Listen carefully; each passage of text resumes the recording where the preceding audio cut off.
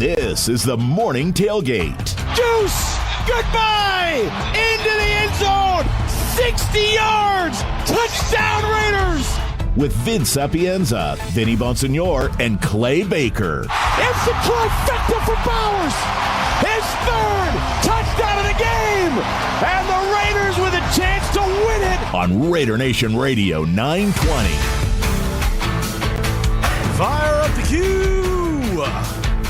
Grab a beverage or two and settle in. This is the Morning Tailgate on Raider Nation Radio 920, the flagship for the silver and black. Vince Sapienza, Vinny Bonsignore, coming to you live from Las Vegas on a Tuesday, June 23rd, 2026. Our boy Connor, one more time on the ones and twos. A good morning, a happy Tuesday. And somebody better wake up the NFL, Vinny. The NBA is taking over our sports brains right now with trades, signings, deals. The Greek Freak on the move to South Beach.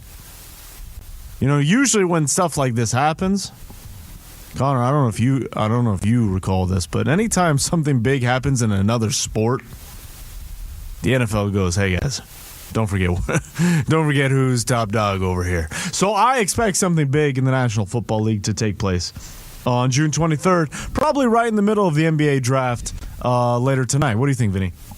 I actually think the NFL is taking a little break and enjoying the drama of the NBA. There's nothing like it, to be honest with you. And this week in particular has always been the week when it comes to the NBA. The league, their version of the league opening opens and all that good stuff. Although nothing is official. There's going to be a player drafted by the Miami Heat today that's going to put on, or later tonight, it's going to put on a Miami hat. It's going to be all great, and we're all going to know.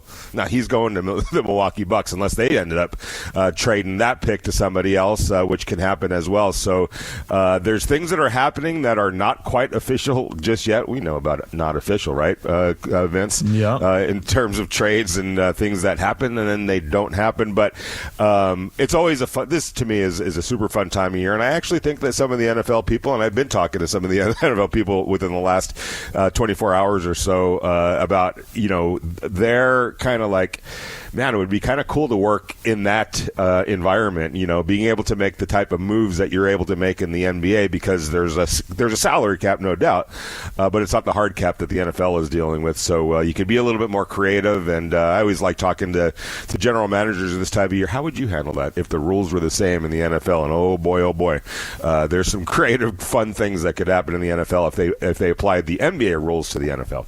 We're gonna get into Raiders here in a second, but your reaction to the trade?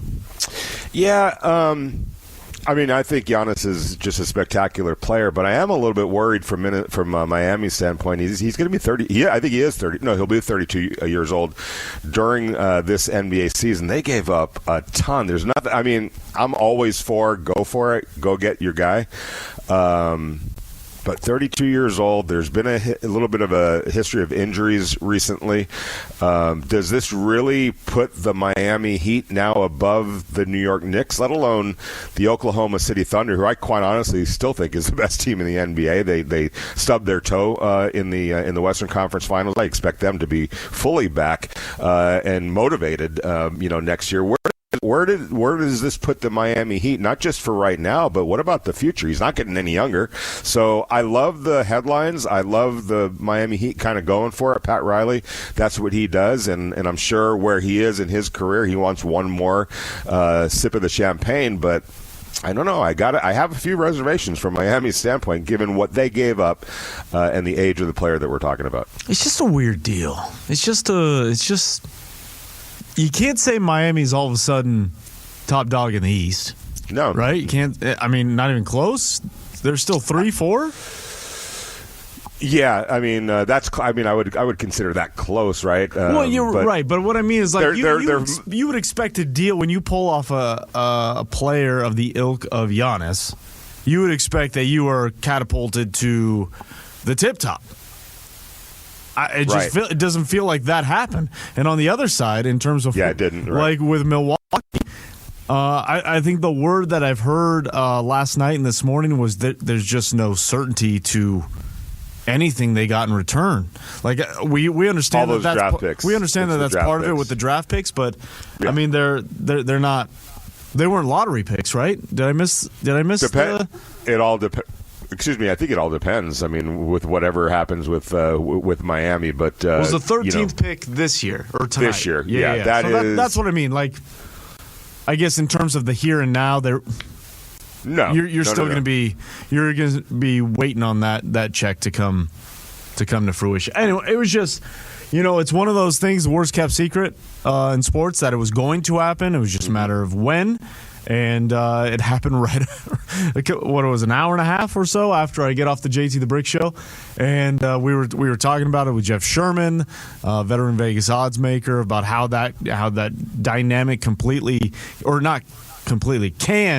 shift the books and futures and things of that nature. So a seismic move, not only in the NBA, but in the odds world as well, as money now starts getting shifted around today and over the next few weeks leading into the NBA regular season. It's a fascinating dynamic the world now is in, that it accepts, which is so funny when we bring it back to football, and the Brendan Sorsby story just continues to be at the forefront, yet all this movement continues to happen. Yeah, the Brendan Sorsby thing is really interesting. Just taking the temperature of some teams out in the NFL, obviously, and going to talk to somebody today about that very subject. From talent alone, and I've talked to a few people, and I said, look, if you take away the baggage, which obviously you can't, right, Vince? Mm-hmm. But if you did, let's just play that out for a second. If you took out all the baggage, where would he have been? And he had entered the 2026 draft, coming off the year that he just had at Cincinnati. Where do you feel like he would be drafted? And I think I ended up talking about 4 different people, and the consensus was late first round, very early second round pick. And the consensus on his draft status now going into the supplemental draft is that he's obviously going to get drafted, and it's probably going to be higher than some people might suspect. And it's just hard the more you look into it. At first I thought it was just isolated to those years, that year at Indiana. No, that's not the case. There was more activity since then, not in terms of betting on his own team like he did at Indiana, even though he wasn't on the field in any of those games. But he did use, I guess, friends and associates and what do they call it, proxies, in the betting world, to continue to gamble throughout. The last few years. It wasn't on football. It was on other sports. I don't think that. I'm trying to figure out. I don't know. Maybe you know this. Is that legal in college? Are you allowed to gamble at all in college? I'd have to go look at that. I believe the answer is you can't at all, right, Connor? You're shaking. Yeah, it's a clean no. It's one of the first things that they tell you as soon as you get there. You go through all of your Title IX paperwork. They tell you your do's and don'ts of what you're allowed to do as an athlete. And trust me, they spend at least an hour telling you about how much you are not allowed to gamble. It doesn't matter whatsoever. It doesn't matter if it's on your team. Now, I do believe in the last year or so there's been some changes. I do believe now that you are able to bet on other sports, and I'm not sure if that's professional-wise and college. I'd have to double-check that. But as far as up to 2022, I can confidently tell you were not allowed to gamble in any type of way. Right. So I guess my bigger point here, whether it is legal or not, and I guess I'm sure we can get that clarified. The fact of the matter is his gambling continued beyond just that Indiana. It continued all the way up to when he transferred to Texas Tech. So that's something to consider, and he's already come out publicly, or at least to the NCAA in a letter to try to try to maintain his eligibility. He said, look, it took over. I mean, my gambling addiction took over me, basically. And he did spend some time in a gambler's, rehabilitation for in excess of 30 days, and I guess completed the program. But, I mean, it's something to consider, right? But if you feel like he's truly past that, the talent is there. Now, somebody came out a couple of days ago and said that his upside was higher than Ty Simpson and Fernando Mendoza. No one that I've talked to in the NFL feels that way. Maybe it's close with Ty Simpson, but definitely not with Fernando Mendoza. There's nobody based off the year that he had or the last couple of years that he had over at Cincinnati. Did anyone feel like he had a higher ceiling than Fernando? So let's just end that. All that. I don't know where that necessarily came from, but he does have upside. There is talent there. You can see it on film. He's got a big arm. He's an athlete. He makes plays with his legs. He could buy some times. There's a little bit of gunslinger to him. It kind of feels like, I'm not comparing him to Patrick Mahomes, but kind of that style of play when Patrick was at college, Texas Tech, and then obviously here in the NFL. He's more of that kind of a quarterback. Just grip it and rip it.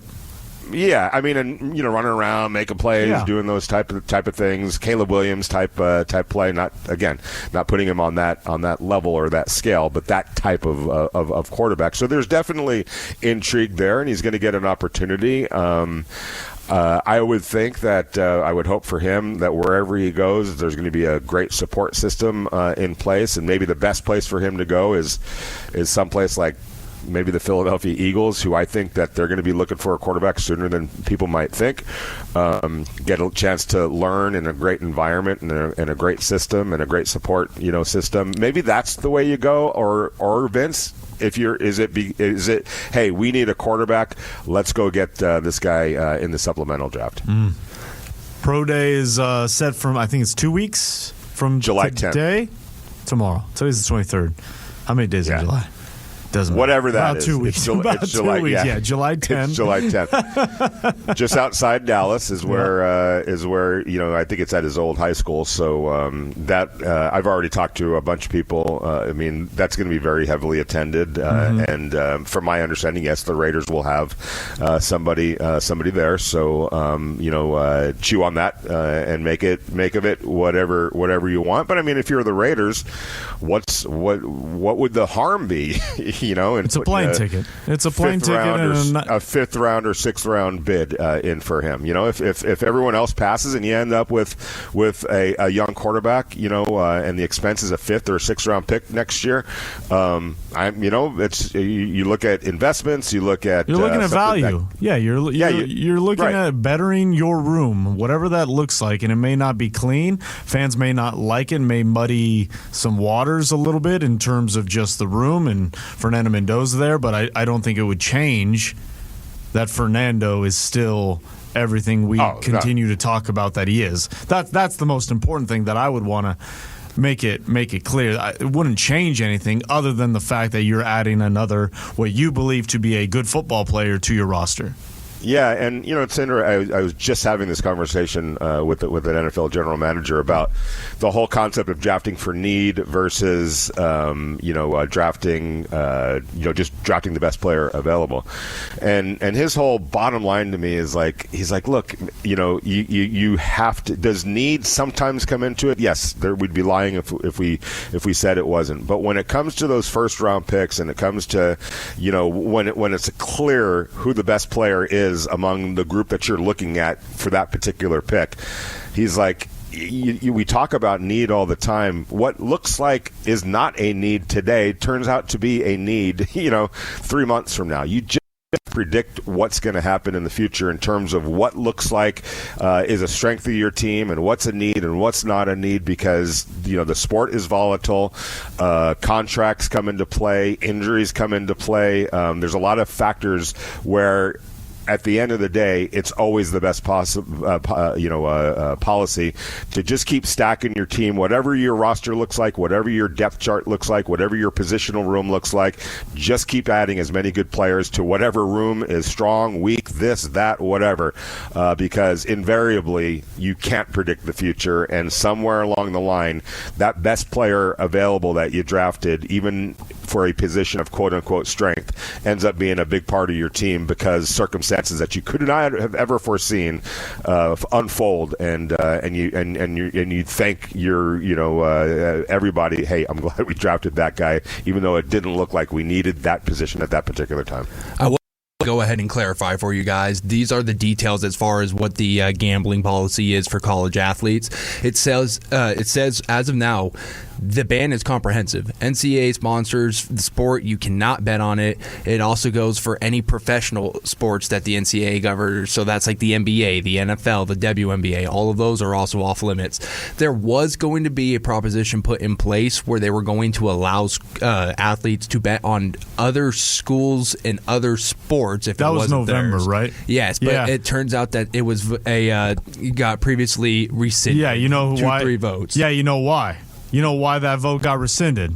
Because of Chauncey and the bust that happened right around that time for the gambling. I don't even know the full details of that, so I don't want to misstep. Poker ring, I don't want to misstep and say yeah. who was involved or who wasn't, but you know what I'm talking about. That bust happened in and around that time. That's why I had to think for a second, Vinny, because I do remember there being a what did they call it, an addendum to this ban that, okay, you can't bet, but you could bet on other professional games if you're a college athlete. But that got vetoed immediately after that news broke, because that was just going to be a bad look for everybody. So yeah, it's a complete no, which is and quite honestly, it's better. a moot point and quite honestly, it's a moot point at this point because he's going to the NFL. So we have to, what we do have to look at is what are the rules now? What are the rules? And for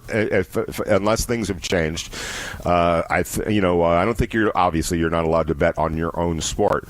But if you're an NFL player, however, at last I checked, and Connor, maybe we can back this one up too with some investigative reporting here. But NFL players, you can, but you can't do it on on the premises. You can. NFL players, my understanding, and Connor's double checking or fact checking us, but my understanding is the NFL players can bet on other sports. There's a very strict code of what they can and cannot bet and types of bets that they can and cannot make, and where you can actually execute the bet, because we all know it's not like first of all, last I checked, and we could double check this, they weren't allowed to be in sports books, right? That was I don't think they can be in their own facility. Like, I don't think they can do. Their They own certainly can't do it. Yeah, they certainly can't in their facility, in the parking lot. That's where a couple players have gotten into some hot water because they were somewhere on the vicinity, placing a bet. But it's even while it's anytime they're with the team. Like, you can't be anywhere. Like, so even if they're on the bus traveling to and from a stadium or a hotel, like it is. Yeah, it's very comprehensive in terms of I guess they track the Nat Geo of the phone if you're doing it on the app and all that. It's interesting you bring that up because obviously there have been a few instances, right, with some NFL players who got popped, and I know the initial reaction, oh my gosh, blah blah blah, but I was like, I felt pretty good about it. Not that it happened, of course, not that it happened, but that there's an oversight. Clearly they were able to get that figured out, which I think sent a really powerful message to everyone else in the NFL. Like, look, you think you might be doing something innocuous, and it's not. Nobody's watching, nobody's paying attention, but there is oversight and there is monitoring, and what you think you might be able to get away with. Like, I'm sure those players are like, hey, what's the big deal? I'm right here in the park. I mean, come on, boom, it gets exposed, which gives me comfort, is what I'm saying, Vince. It gives me comfort that somebody is actually, this is not a wild west situation. There are rules and regulations, and those rules and regulations are being monitored and mandated. For the most part, you guys are pretty spot on there. I looked up for the NFL, NBA, MLB, NHL, the big four there. It says, there's really no regulations as far as betting on other sports. The MLB is probably the tightest. Players aren't allowed to bet on any minor league games or do fantasy baseball, anything of that aspect. However, the NFL, NBA, NHL, they're all okay with you betting on other sports. But like you said, it's really big on the geographical location. It goes back to the Detroit Lions wide receiver, Jamison Williams, a couple years ago. He got that 6-game suspension because he was on Allen Peck Field facility when he did that. So, I mean, it comes down to, I guess, like you said, the convenience and how hard you tried. I guess that's probably the biggest worry when it comes to Brandon Sorsby is the lengths he went to play some of these bets to try to get the private network. Correct. That's worrisome to me. Knowing full well it was not. In his world, playing college football, it wasn't allowed. Like, he knowingly did something in a very deceitful way, which really sheds some light on how powerful that urge and addiction is, that you would knowingly do something that you know is wrong, against the rules, all of that, and as you mentioned, Connor, the lengths that he went in order to circumvent those rules, and he still ultimately got flagged and got in trouble for it. It's just interesting, you guys, because I'm as we're talking, I'm vividly remembering times in Major League Baseball clubhouses, right? Whether it's in the regular season or let's go to spring training, right? Spring training is unfolding just when the college basketball tournament happens, right? Mm-hmm. Right in that March area. Do you know how many conversations that I heard with baseball players that were doing that were in their locker room clubhouse doing exactly what everyone else is doing with, playing the tournament, picking your teams and doing your brackets and all that kind of stuff. The fantasy football in baseball is insane. I mean, they live by that. It's like it gets them through the day, basically. I don't know if it's still the same as it was when I was covering. I'd see guys making trades, and of course money was involved in that. So it's so prevalent, and that's why I can tell you it's still prevalent in hockey. There you go. You won't get a better conversation than when you ask how you did this weekend in fantasy football. So there you go. 702-365-9200. We went a little long, but coming up, we're going to hear Adam Schefter went on the TV yesterday in the midst of all the NBA hubbubaloo and had 3 names that should be on the Raiders' radar. Additions ahead of the NFL season. We'll get to those, but first... Hey guys, since 1942, Sal's Mexican restaurants have been serving the best Mexican food in California's Central Valley. From their award-winning salsas to all their classics like chili carne and chili verde, they've been go-to restaurants for multiple generations. And here's the thing, you don't even have to be in California or the Central Valley to enjoy this tremendous food. All you got to do is go online to salsmexicanrestaurant.com. That's salsmexicanrestaurant.com and get hooked up. Wherever you are, you go online, you put your order in, and whatever you do order, wherever you are, it'll get delivered to you, and your next party, your next tailgate, your next family get-together is set up with some great food. However, if you are in the Central Valley, maybe you live there, maybe you're passing through, please make sure to stop by their locations in Selma, Fresno, or Madera. And when you do, ask for Sal, Carl, or any of their great managers, and please let them know that the Morning Tailgate and Raider Nation Radio sent you. And also, again, just go to salsmexicanrestaurant.com. Couldn't be any easier. Vince, Vinny, and Clay want to hear from you. Call or text the show at 702-365-9200. Now, back to the Morning Tailgate. Welcome back inside the Morning Tailgate, Raider Nation Radio 920. Vince and Vinny coming to you on a Tuesday. Now, I was joking on JT's show, filling in on Monday, Vinny. So there's no off seasons, right? And there's not even a dead season. There's just slower parts of the season.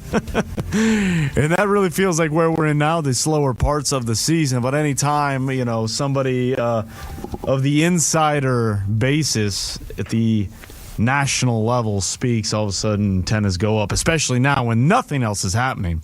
Adam Schefter was on the TV on Monday, and he was talking about Fernando Mendoza, and he was talking about some names that could help one Fernando Mendoza. Take a listen. Adam, I know they're excited about bringing Jalen Naylor in free agency, but that is a young group that doesn't have a lot of experience. Are you hearing anything about the Raiders and veteran wide receivers?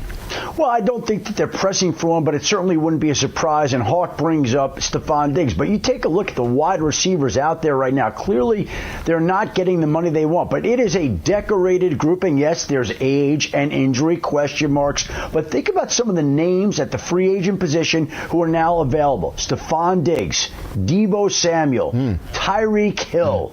DeAndre Hopkins, Brandon Ayuk is trying to talk his way out of San Francisco, Keenan Allen. There are a lot of high-profile wide receivers on the street. So if the Raiders decide that they want to go add one, there's certainly no shortage of all these players who are just waiting to see if they can try to get more money before they come back.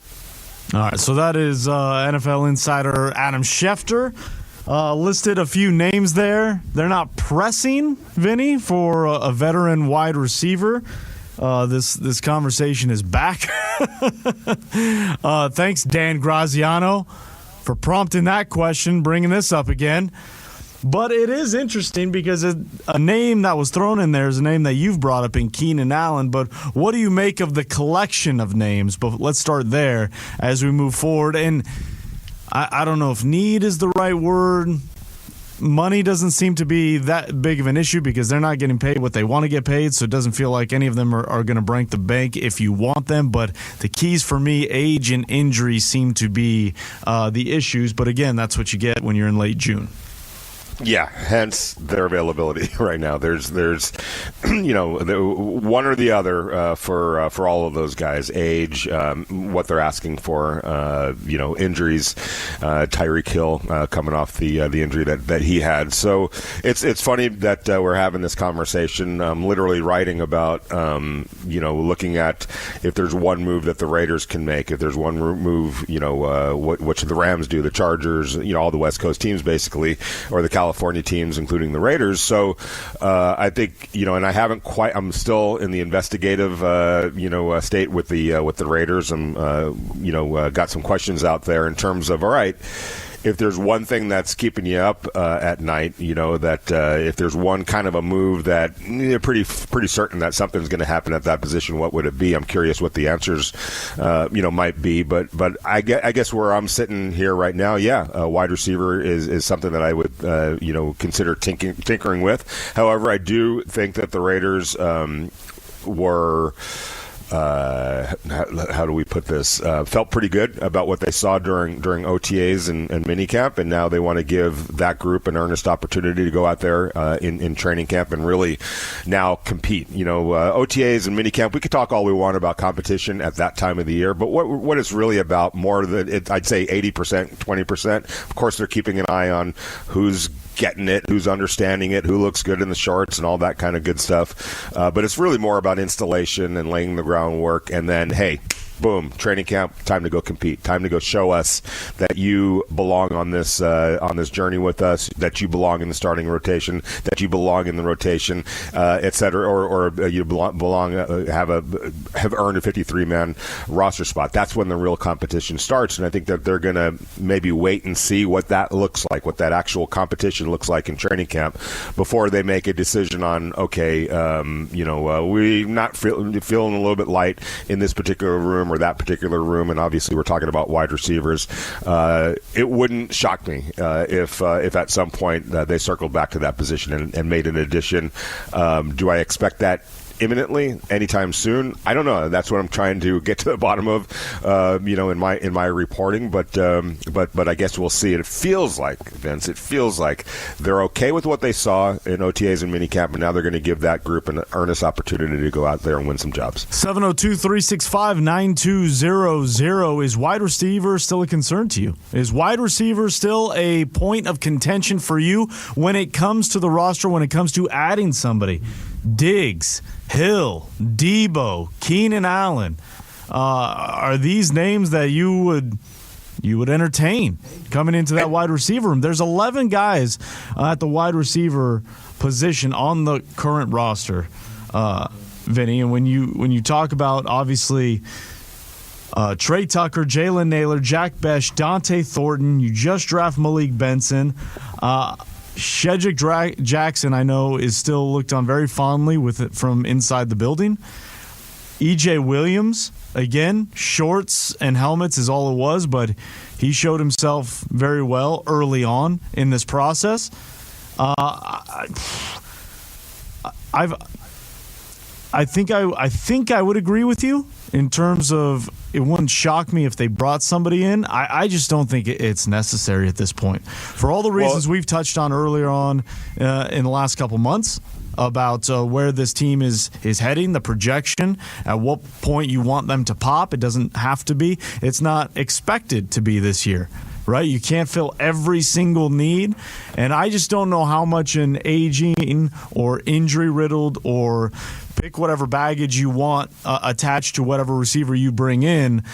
I don't know what the reward over the risk of hindering a possible younger player. Don't forget about Derek Young either from the Seattle Seahawks, who's made some waves. Yeah, a couple of things. Number one, wide receiver is absolutely, without question, undoubtedly, put it in pen, a position that's going to be high up on their list, for next offseason, the draft, et cetera, right? We get that. We understand that. I think I can look at it in a couple different ways. Number one, let's say you go into training camp and you're John Spytek and you're Clint Kubiak and you're going, this isn't far away from being, a 9-10 win team. Like, we feel like we can be in the mixer. I like, when you think about Clint Kubiak and John Spytek, they know what they're looking for. They know what championship teams look like, right? They know what playoff teams look like, what playoff rosters look like. They've been there. They've done that. John Spytek in multiple spots. Clint Kubiak in multiple spots. Whether it's San Francisco or Seattle or Minnesota, he knows what a playoff roster or a 10-win roster kind of looks like.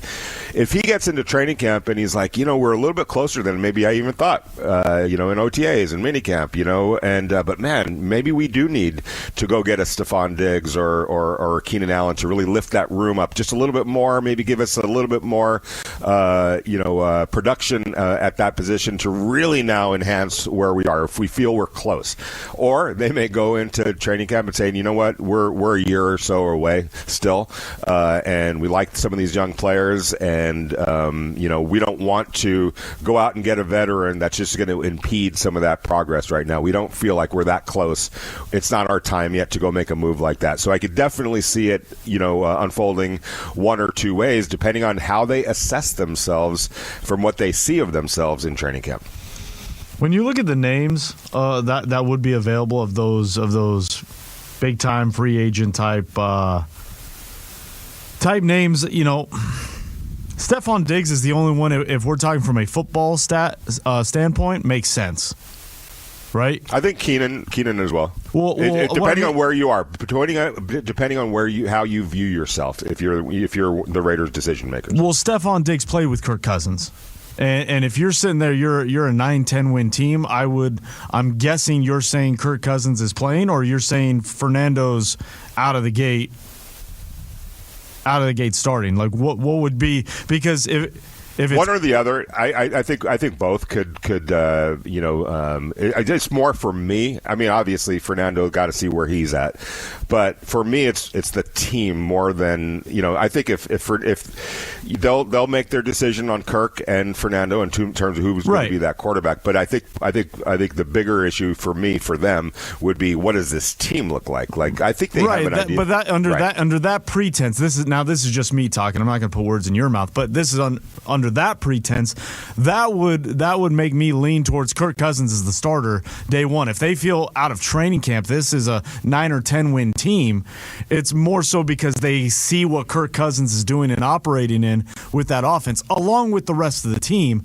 I'm just saying the one overlap, if that's happening, is Stephon Diggs played with Kirk Cousins and Kubiak coached Diggs for one season in Minnesota. There's the overlap. For sure. That makes sense, although I think Keenan Allen can help anybody. I'm not poo-pooing Keenan Allen. I'm just simply going off of, if you're bringing in somebody late, you're trying to get somebody on in a quick manner. Like Keenan Allen, I'm not saying he can't pick up whatever they're throwing at him quickly, but Stephon Diggs would be a quicker transition. Deebo Samuel, I think, also had a pass with Clint Kubiak in San Francisco, if I'm not mistaken. I don't see that. I think they will. And the reason I say that is nothing against Deebo at all. I just think that they're going to look for a more traditional kind of a wide receiver. You know what I'm saying? They're going to look for. I would agree with you. more than the Brandon Ayuk's, and he's got. Well, he's saying go Commanders, so I think there's things going on with Brandon. Hopefully, everything works out for him on that end of it. But and more than a Tyreek Hill, somebody that like we just mentioned, more of a classic kind of a wide receiver. And to your question about Kirk Cousins or Fernando, again, I could see it either way, for either one of them, and them feeling good about either one of them, because look, maybe they look at themselves as the Houston Texans did just a few years ago, with their rookie quarterback, or Jaden Daniels and the Washington Commanders and their rookie quarterback. So I don't think that them feeling that they're closer than they actually may have thought is dependent on just Kirk Cousins. I think Fernando Mendoza could fit into that mix as well. Yeah, Keenan Allen, more likely Kirk name for sure, but you know what I'm saying. But that's also my thought process is, because when you say that, I think immediately of Drake May. Like, I think Drake May, what he did without quote unquote the receiver, right? And then they go and they get in AJ Brown this offseason. They didn't hit the panic button or all of a sudden pivot real quick and just spend a bunch of draft capital to get them mid-season last year. They knew. Yeah, and they knew that. Right, they were I know. I'm simply just giving an example. Like, I just wonder if they feel Fernando could be that guy, why not just let it ride out, understanding this is a long build. Yes. And then go get your receiver next time. But Stephon Diggs is that one guy that does have overlap. And he'd only be a 1 year. Both of those guys are right. just 1 year guys. That wouldn't impede them from drafting somebody next year, right? 100%. Any of these guys we talked about is likely a one-hit wonder, just like Amari Cooper was supposed to be last year for the Raiders. We'll continue the conversation on the other side here on the Morning Tailgate, Raider Nation Radio 920.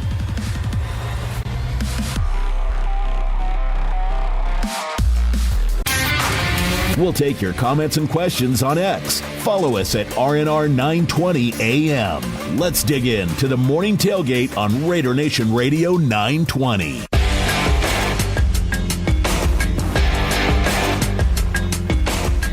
Welcome back inside the Morning Tailgate, Raider Nation Radio 920. Jesse Merrick of the Silver and Black Sports Network set to join us at the top of hour number 2, continuing to get your thoughts, your reaction to what Adam Schefter had to say about possibly not pressing, but wouldn't be surprised if a veteran wide receiver was added to the mix for the Silver and Black. Names like Stephon Diggs, Keenan Allen, Deebo Samuel, Tyreek Hill. What say you? 702-365-9200. Funky Raider on the text line says, good morning, my Funketeers. I would go in this order: Keenan Allen, DeAndre Hopkins, Deebo. He put Deebo, but we all know he meant Deebo. I got you, Funky. Let's see. Fabian says, good morning, Tailgate, Vinny Bonsignor, Vince Sapienza, Keenan Allen, barbecue chicken. Did Keenan Allen do some with barbecue chicken? Well, he's saying that he's an older player now, so. I don't. Did I miss? Connor, did you know that reference? I had a feeling that's where he was going with that. Really? I thought he just did something on the sidelines. As the younger kids say, he's cooked, something like that. Oh, that's just another way to say cooked? Yes. That's pretty good. Man, I feel like an old guy right now. My bad. Thanks for picking me up, boys. Appreciate you. I don't think. I mean, obviously he's not what he once was, but he is coming off a season where he had 81 catches for 777 yards. I think he led the Chargers in both categories, or I know he led them in catches. So 4 touchdowns. He can still play, and so I don't think that. It's a situation where he's got nothing left in the tank at all. He had 777 yards, second behind Ladd McConkey, who had 789, led the team in receptions. 81 catches, 81. There you go. He can still move. 108 catches in 2023, 70 in 15 games in 2024, and then 81 catches last year. So he can still contribute to a team. 702-365-9200. Let's get out to the phones. Heath in Colorado, good morning. What's your take on the wide receivers and the veterans that could be added for the Raiders?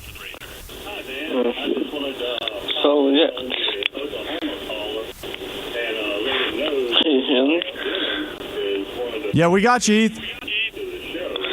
I said Bo Nix. Do you like the Broncos?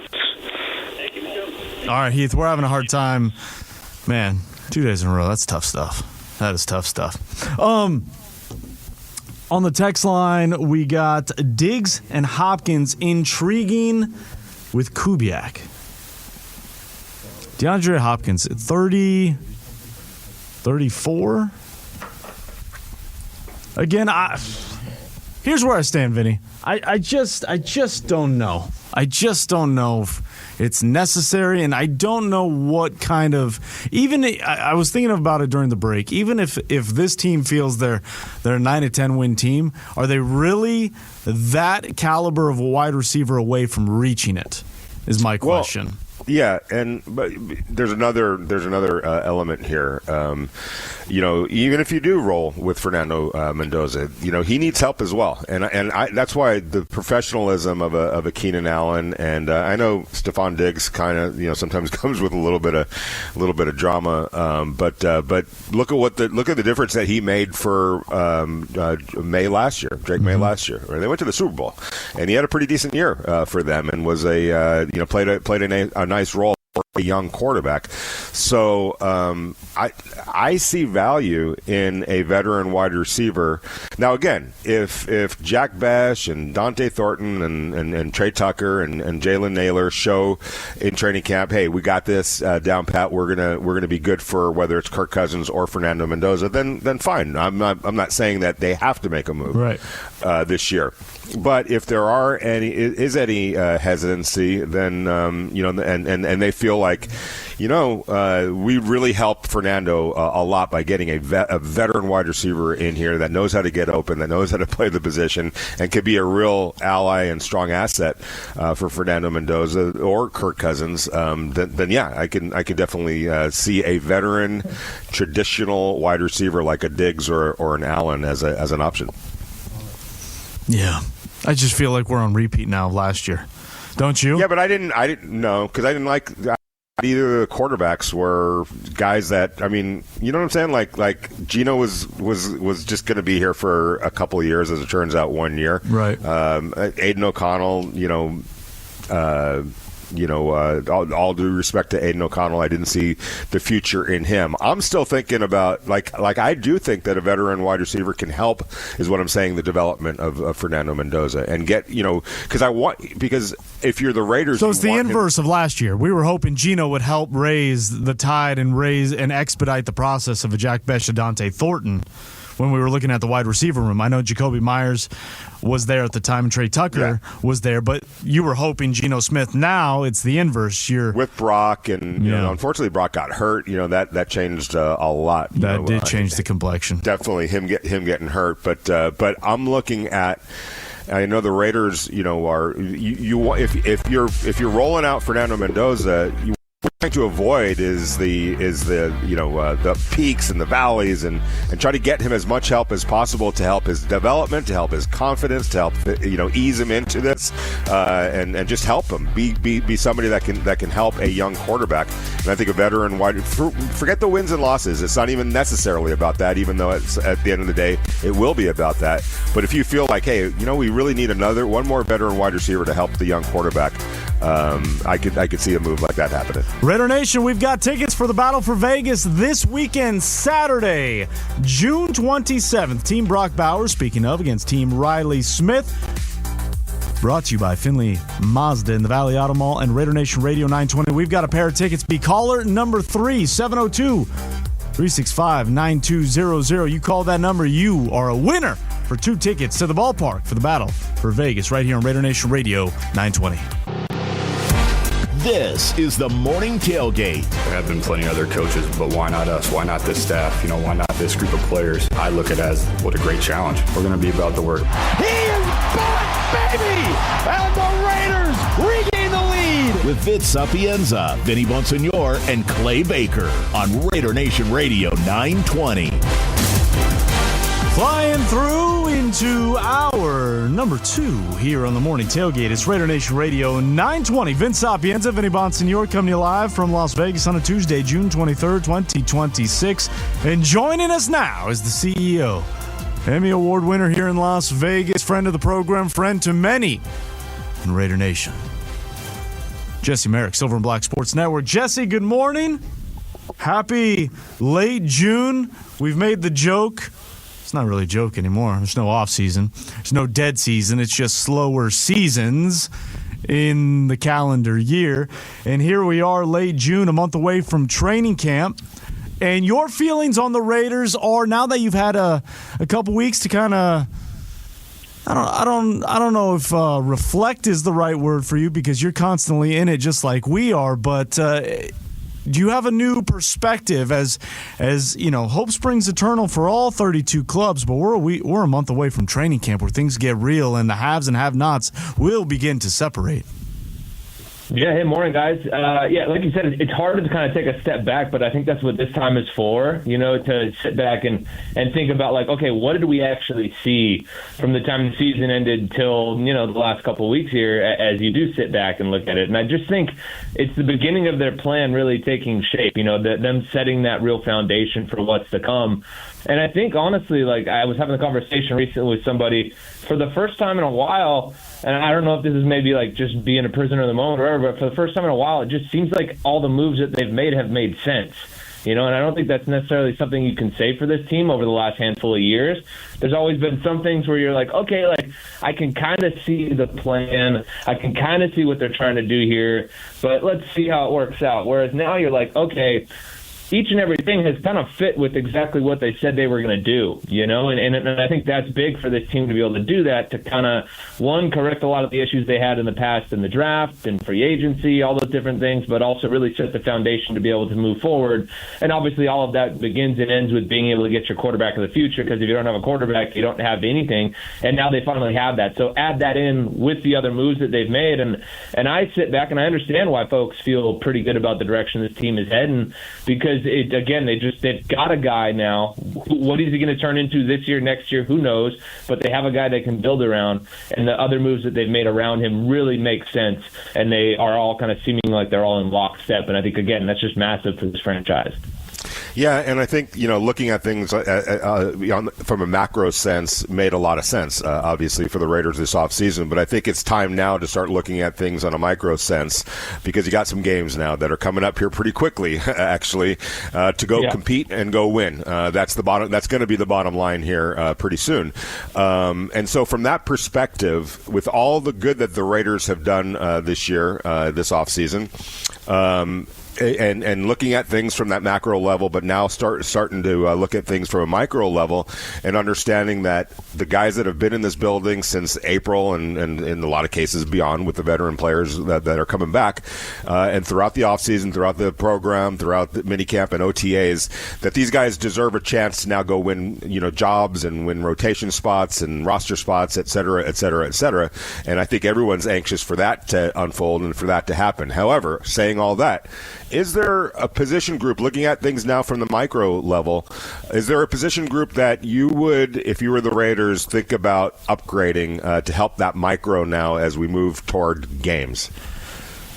Yeah, I mean, look, everybody loves to throw the wide receiver room out there, and that's something that, like, has kind of triggered me in recent weeks. And, like, don't get me wrong, I'm not saying this is, like, some crazy talented group or anything like that. Like, on paper, you could probably say, okay, towards the bottom of the league, but because it's not a lot of, like, recognizable, like, big names outside of the Raider bubble that we are all in, you know? But I don't think that's an area you need to add anything to, because, again, you have a lot of unproven guys that you need to figure out what you've got. The next area I would probably look would be guard, but then you look at it and think about the fact of how many pieces they do have in there that are competing. So probably not there. I think maybe, I don't know. I know that we got to look at some of the guys in the Eichenberg and Lindenbergs while Nakobe Dean wasn't out there. I wouldn't mind seeing a little more depth added within the linebacking core potentially, but also too, like, those are younger guys. So I don't know how you really go about like trying to take snaps away from them when they are already depth pieces. And again, like just like with the receiving core, you got to see what you got in those guys in terms of depth pieces. They've already added, a couple guys to compete for like the nose tackle rotational spot, in a sense. And you look in the, DB room and they've added a lot of young guys. So like and it's not like a cop-out. I just don't think that I don't think they have to add a lot, because I think this is like, hey, okay, roll into it with this season and see what you've got and who can be here long-term. That's kind of the approach I've been taking, because they're not in this like win-now mode, and I thought they addressed a lot of their issues. Again, the two big ones would be that big X or, a pure nose tackle, but they added some guys, at least in the defensive line, that can do some of those things and compete for that spot in Benito Jones, and obviously we'll see what happens with J.J. Pegues. Brandon Cleveland is another guy that could be in the mix there. Even the undrafted guy at UCLA, Gary Smith. So they've got some bodies there that can compete for that spot. And then again, wide receiver, I think is something that comes next year, and I think it makes sense for it to come next year. And to me, that nose tackle spot and that big X ball winner receiving core is honestly, I think those two positions are luxury positions to be able to go after for the Raiders for next year, when if all goes well and they follow it up with another solid free agency class, another seemingly good draft class, then this could be a team that's like, okay, this is your chance to kind of make a run to try and get to the playoffs, and that's where I think you go after those positions. For now, I think it's like, hey, you put your plan in place, you stuck to it, you made it happen. Now let's roll out into training camp, let the pieces, play out as they will, let everybody compete and battle it out, and then kind of wait and see who else potentially hits the open market if there's some younger guys. But I think any moves that they make should sway, the younger side of things, like under 30. They brought in a lot of 25-year-olds, and I think that was huge to be able to inject a lot of young talent into this roster to create better depth and guys that have the potential to be here for a while as well, so that it's not just this constant like revolving door. So that's kind of the way I'd be approaching it right now, even though there are some areas where like, they could probably use an upgrade here, but I think figure out what you got in a lot of these guys. How much would assisting the development of Fernando Mendoza with a veteran wide receiver, forget about wins and losses necessarily, somebody that can help his development and help create that confidence and that transition to the NFL, how much, if any, would that weigh into your decisions? Again, forget about the wins and losses. It's more to me about, hey, can this guy? Yep. Do we need a veteran wide receiver maybe that can really help assist Fernando in this development stage this year? Yeah, I can definitely see it from that regard, but not only if like we knew he was starting the whole year or like a very large chunk of the year. Now the way that they're saying it and the way that it seemingly is going to be approached is like we don't know for sure when we're going to see him out there. And if all goes well with Kirk Cousins, well then there's a chance we don't see Mendoza until potentially after the bye week, or at some point in the middle of the season. However that ends up playing out, I think if it were one of those deals where in most other cases where okay, hey, this guy is going to be starting week 1, he's going to be out there, then I think that's a good idea. But also too, like they do have Brock Bowers, and he is an elite player. No, he's not that ex receiver, and it is different. Like Brock can do a lot of things, but he can't do everything that a receiver can do. There are some differences to the role that he's going to be asked to do. So I could see why bringing in a guy like that would be good. But I think with the caveat of like if Fernando starts week 1, then that makes a lot more sense. But again, I just think you're kind of hurting yourself with the younger players and the money that you've already invested in Jalen Nailor, paying him $35 million, and he's a guy that they believe is going to thrive with more opportunities. Trey Tucker, who is a guy that they seemingly like, but you need to figure out if he can actually be that guy and be, one of your top 2 options. And then what kind of role could Jack Best carve out? Like I think if you bring one of those guys in, even though maybe it helps for Fernando maybe in the short term, right now if he were to be starting week 1, I still think you're hurting yourself in the long run of figuring out what you have wide receiver wise going forward. It's Jesse Merrick, Silver and Black Sports Network, joining us here on the Morning Tailgate. All right, Jesse, I filled in for JT yesterday, and I threw this out there. I want to get your 2 cents. Kenneth Walker III was 34th in rushing the year prior to Kubiak. Kubiak comes in. Obviously, they do what they do last year. His rushing attack, he finished 16th in the NFL. just a shade over 1,000 yards. He had a in and around 500-yard increase year over year. Okay, I understand this is not apples to apples, but if you added 500 yards to Ashton Genty's rookie total, it would have been top 5 in the NFL this past season. And you break that down, that's 30 yards more per game.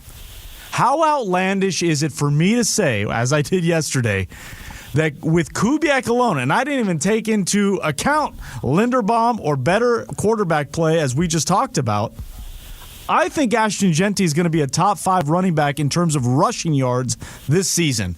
Am I crazy?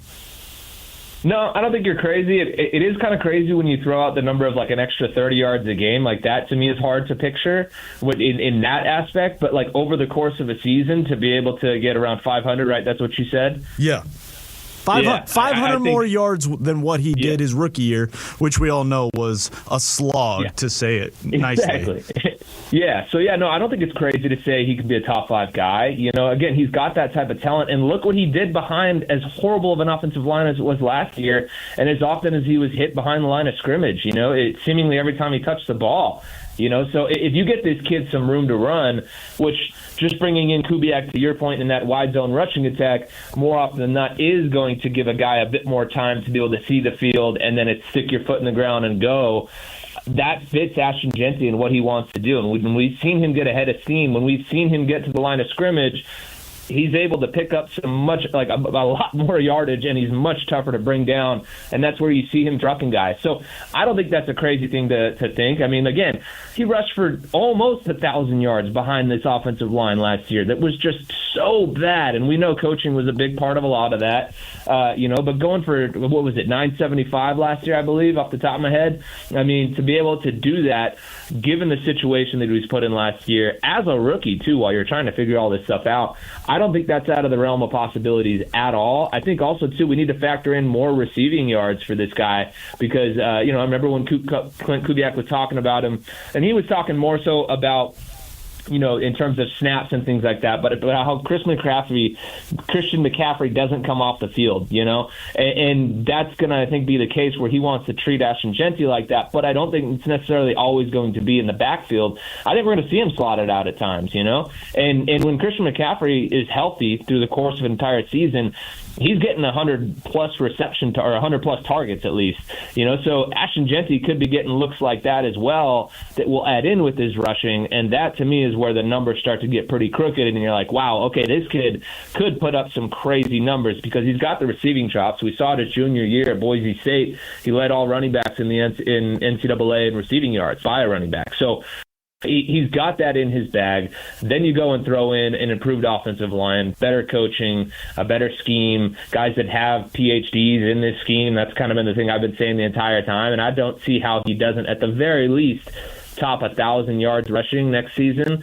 And if I'm a fantasy manager, I would definitely be looking to draft him, especially because they go and add a Tyler Linderbaum. If you just throw a Linderbaum into the mix and forget about the coaching, this offensive line already gets better. So add it in with all the different stuff and how often Kubiak loves to run the ball, and I just don't see how this kid doesn't have one of those type of seasons. So I don't think that's a wild thing to say. I don't think that's like we're stuck in Raiderland or anything like that. That should be a pretty easy thing to say given the talent that this kid has and what he did behind a horrible situation last year. Jesse, Kieran Crawford, Kwity Paye, Malcolm Kuntz. How many sacks combined for those three edge rushers? Ooh. I had an interesting conversation with myself, which a lot of us do, I guess, in this business. We talk to ourselves a lot. And I was wondering about Kieran Crawford and Malcolm Kuntz, how that kind of pans out between the two of them. That just had recently popped into my head. So I'm real curious to see what the snap count looks like between the two of them. How much is Kieran Crawford able to eat into Malcolm Kuntz's snap count? As you asked that question, first thing that popped in my mind was if the three of them combined for 15, I don't think that's horrible. I mean, it's not these eye-popping numbers by any means, but when you look at the production that Max should very likely have, and then also factor into, Quay Walker and Nakobe Dean, who I think are going to be blitzed a ton in this system and the aggressiveness that they have and the way that they're probably going to be moved around so much, it's going to almost be like a Where's Waldo type of game, I think, for the opposing offenses to find those those guys. So I think their sack numbers could be a little higher. So I think between the three of them, you can get in that like 15 to 20 range. I think that's a massive win for this team. But to me, the number that popped in my head right away when you said that was 15. So I think if they can do that, I think that would be solid for that group. Because look, with Kwity Paye too, this is a guy that like has shown the pass rush ability in the past. It's dipped a little more recently, and not that five by him or whatever combo, whatever that ends up being, but not by that 5 by him would be some insane number, but it would at least just be like a steady number where you're like, okay, like maybe he's back on track, moving in the right direction. So yeah, I'd say somewhere in that like 15 to 20 range between the three of them. If they do that, their defense is in a much better situation because Max is going to get his. He's Jesse Merrick, Silver and Black Sports Network. Jesse, what are we working on here in the next few weeks as we are getting set for training camp next month? Yeah, lots of looks or deep dives on particular guys and things like that. Podcasts we're dropping today at 10 a.m. Dives a little bit more into Fernando Mendoza and the conversation around him starting and all those different things of like if and when, but if he starts week 1, what that kind of means for the Raiders. And I went back and looked at a bunch of the first overall picks over the last handful of years that have started the entire season, and it doesn't necessarily spell great things for the Raiders. So I just kind of, again, to the point of having conversations with ourselves, debated with myself about if you should or shouldn't start them, right out of the gates, and what Kirk Cousins starting for this team could actually mean for their record and all those kind of different things like that. And then also coming up, too, speaking of the deep dive, it's going to be diving into Michael Mayer and how important he is as a number 2 tight end, just given in today's NFL where 12 personnel is so important. I think this is a guy that a lot of people are saying, like, hey, don't forget about him, but I think a lot of people maybe not realizing how important his role and what he can do is going to be to this offense, and particularly the run game as well.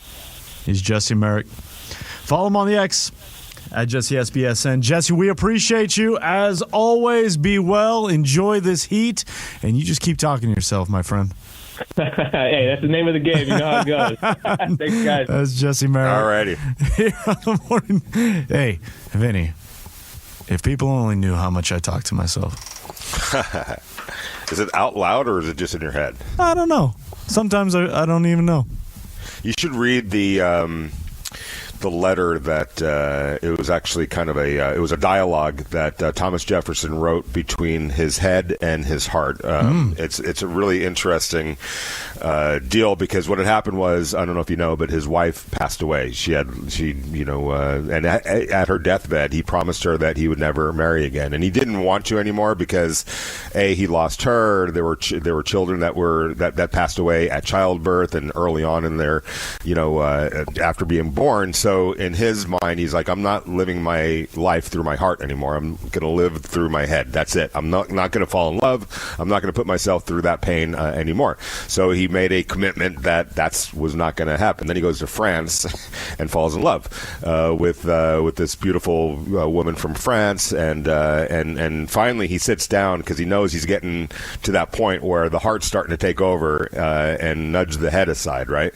The brain, and it's a dialogue between the head and the heart, and the head's telling the heart, don't take us down this path again, and the heart saying, you don't tell me what to do, and they're going back and forth, his head and his heart, and ultimately the head won, and he broke off whatever was going on with the girl in France, and never married again or anything like that. So, but it's really interesting. You talk about talking to yourself. This was literally Thomas Jefferson having a conversation with his heart, and his heart, retorting and arguing with him. Real fascinating stuff. Yeah, that's some like next level thinking to be able to articulate and write it down. I sometimes I scare myself. I'll be in the grocery store and I'll just start singing whatever song out loud, and then I realize, I'm out in public. I should not be doing that. So I don't know if that's quite the same thing as old TJ, Thomas Jefferson, Vinny, but it feels like we're basically the same person. Yeah, no. We're basically the same person. Really interesting. Anyone who's listening, and I would urge you too, Vince. Yeah, I'm going to check that out. The head and the heart. Yep. Before we get into history, we need to check in with one of our valued listeners, 702-365-9200. I say this, as always, with the utmost respect. Old Ass Raider joining us here on the Morning Tailgate. Good morning, OA Raider. How are we? Morning, Vince. Good morning, Vinny. Hey, y'all keep it, man. You know what? I'll be laughing because I know you know fat meat is greasy. You know that. And right now, y'all need some napkins. You know, y'all talking about wide receivers. What we should do? Should we get this guy or that guy? Man, we need an offensive line. That's what we need. What? We need an O-line. You know damn well we need a proven O-line. A proven O-line. Right now, we got the ingredients to have a great O-line. First of all, and another thing, let me say this right quick. In Kubiak and Spycheck, I trust. I believe everything what they doing. And I think you do too. But let me put it out there for y'all. Let me explain it. First of all, we got Lemon Brawl. We got two pieces right now on the offensive line that's we know works. Mm-hmm. But at the same time, we need to make sure that offensive line is squared away so our quarterback, whoever it is, which I believe is going to be Cousins, you know, can be able to read what the defense is doing. Can we have time? Can we get a little bit of time so we can hand off the ball to the running back? Can we? And then, just like you say, everybody does better under Kubiak. Lottie Dottie and everybody. Why don't we trust in what players we selected? We got Neighbor. Neighbor played for Kubiak. Cousins played for Kubiak. We got a running back. What they say he led the nation in receiving yards. We got that, and we got a fullback too. Don't forget about fullback. We got a fullback over there. Who can catch? He was a tight end. We don't play fullback now. So we got all these pieces, and we got one of the fastest dudes in the league, Trey Tucker. Come on. And another thing, and if the offensive line is clicking, Cousins going to have enough time to sit back there, go to the tight ends. You know, the tight ends all our tight ends can catch, all of them. All of them can catch. And we also have a dude by the name of Bach. When he was in the college, I think he dropped one pass. Come on, man. We got some wide receivers. I don't know why y'all talking about wide receivers, especially when we need to know what our old line is doing. Wait, OA Raider. The reason we're talking, we have so much confidence that Kubiak and Rico's going to take care of the offensive line. We don't need to talk about the offensive line. That's how much confidence we have in Coobs. Hey, I got confidence in Coobs too, but you know I got a little bit of Missouri, and y'all got to show me. I want to see it. I believe it until I don't. I believe it until I don't. And look, y'all. We know, and I think we're going to do great. I think the O-line's going to be doing great. Another thing, too, he didn't replace a lot of players on the O-line. Think about it. The way he revamped the secondary, you know, and the way he got in the line, the secondary group, man, hey, we just did a 180 on that. But the O-line, really didn't do it, so that. I think when you look at the offensive line, they've made a lot of investment in the offensive line. Obviously, signing Tyler Linderbaum and making him the highest paid center of all time, that's a massive investment. But it's not just in the money. It's in the draft picks. They've spent a second-round pick on JPJ, a third-round pick on DJ Glaze, 2 more third-round picks, on Charles Grant and Caleb Rogers, another third-round pick this year in Trey Zune. So I think from their perspective, they really have invested in the offensive line. Now it's time to get them some good coaching, which they believe that they have in Rick Dennison and Clint Kubiak in the offensive system. and making that work. And furthermore, there really aren't any. If we're talking about the offensive line, I don't see them going to make a move on the offensive line simply because there's nobody really out there that's available that can really help them. Those are hard to come by, credible offensive linemen. Whereas with the wide receiver, there's a couple of guys out there that I actually think could help, depending on what you feel your need is and what the motivation is. If it's to win right now, or if it's to help the development of Fernando Mendoza, I can see somebody out there coming to the Raiders. Now, Packers, man, you need to wipe that grease off your hands, man. You get now some of that is again, man. Some of that is okay. Then name me the offensive. Who's the offensive lineman? Who's the offensive lineman they should go get right now? Look. I need names. Who? I said what I said, not meaning that we need to replace who we got. But what I'm saying is we don't know. You ever talk about getting? We don't know. We really don't know, and you know, it's one thing I love about football. We get our hopes up high this time of year. But you know, on paper, we look really good. And that's why we hold on one second. Hold on one second. Listen, that's why. Wait a minute. Hold on one second. That's why we preface this by saying, I think they're at the point where they want to see what they have in training camp. But what we are at is.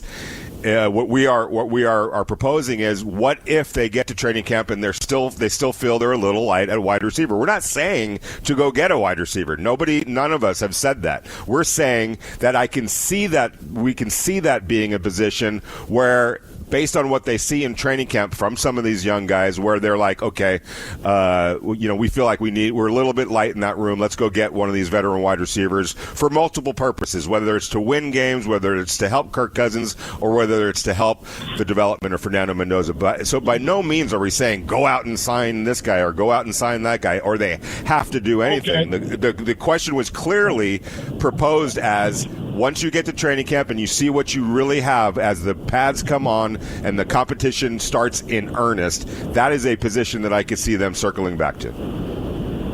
Well, you know what? When you say it like that, I kind of agree with you. But I think we're going to need some time. We're going to need some time because we got to see what them boys can do. We got to be seeing what Neighbor. We need to be able to see what Tucker's going to do and Bob. And what about Thornton? And one thing I want to see about Thornton, I want you guys, Vinny, when you're out there checking out those we're checking out the practice, spring training. See if Thornton's going to start attacking the ball. Because that fool sit down there and wait for the ball to come to him. He needs to look at some film of Travis Hunter, Tucker. Man, you know what? Just go get the ball. The ball is yours. Yeah. Raider, you are the man. We appreciate you. Your fire, your passion you're bringing. Did you hear what he said, Connor? Oh, Missouri, show me. Show me, he says. OA Raider, we appreciate the call. 702-365-9200. Phone lines are open and waiting for the rest of the nation. Follow up OA Raider if you can. It's Vinny and Vince here on the Morning Tailgate, Raider Nation Radio 920. Vince, Vinny, and Clay want to hear from you. Call or text the show at 702-365-9200. Now, back to the Morning Tailgate. Welcome back inside the tailgate. Raider Nation Radio 920, 702-365-9200 is the number. No one wants to follow up old-ass Raider, huh? That was some heat. That was some Missouri heat. Show me, he says. Oh, wait, Raider, I can't. They're not going to be on the field for another 4 weeks, 2 days. I can't show you anything right now. He says, we need that O-line. That's what he said, right, Vinny? Give me that O-line. Well, I think the continued investment, as you pointed out, explains. Like, he was like, man, we redid the safeties, right? The DBs. Mm-hmm. Well, what does that tell you? It tells you that they had to kind of refurbish, if you will, overhaul that unit. But this new coaching staff says, let me look at this offensive line. There's some talent here. You obviously go and spend a couple shekels on Tyler Linderbaum, And all of a sudden, you feel really good about the rest of it because as much as we want to just buy the shiny new toy, just the Raiders did, right? Tyler Linderbaum was the apple of everybody's eye when it came to the offensive line. They went out and they paid. Let it rip. Intelligently aggressive. Spent that money. They also sat there and said, we got to develop too. That's the other side of that coin. It's not just spending it, it's developing it. And while you're not going to sit there and say, well, Tyler Linderbaum needs to develop, you're not saying that. You're developing the rest of that offensive line. And I said it on, I don't know if it was yesterday's show here or on JT's show. They all come together here on Raider Nation Radio 920. But the message is the same. When you talk about the Clint Kubiak effect that I was talking about with Ashton Genty, about, just in terms of yards and his ability to gain more yards and become a top 5 running back, I don't think it's crazy to say the least. The other reason for that, beyond just Clint Kubiak, is Rick Dennison. I'm going to continue to shout the name Rico because everywhere he's gone, and this is a direct quote from John Spytek, everywhere he's gone, they've run the ball, they've protected the quarterback. Don't believe him? Go look at his 4 Super Bowl rings at different spots. And it's one thing, and I pointed this out yesterday, it's one thing to have the loyalty, right, Vinny? Like, Rick Dennison is I don't think we can question, loyal to the Kubiak family. Good friends with Gary Kubiak, winning it all in Denver, doing different things, taking over for the legendary offensive line coach and schemer that was Alex Gibbs in Denver and being able to do that with Shanahan and Kubiak and all that stuff, right? It's another thing to pick up and move from place to place and go with a Clint Kubiak. Yeah, you can love his dad all you want. You can love the family. It's another thing that there's belief in what Clint is doing and what Clint is scheming. We've said it many times. Rick Dennison is the most overqualified assistant coach in the National Football League based on his resume and his job title, right? And that's no disrespect to anybody else. It's just he is as good as they come in terms of what he does. And what does it say, as much as we give him credit, how much does it say about Clint Kubiak for Rico to attach his hitch and giddy up to what Clint Kubiak is doing each and every stop? So that's why there's so much belief in what the Raiders not only could do, but will do starting this season.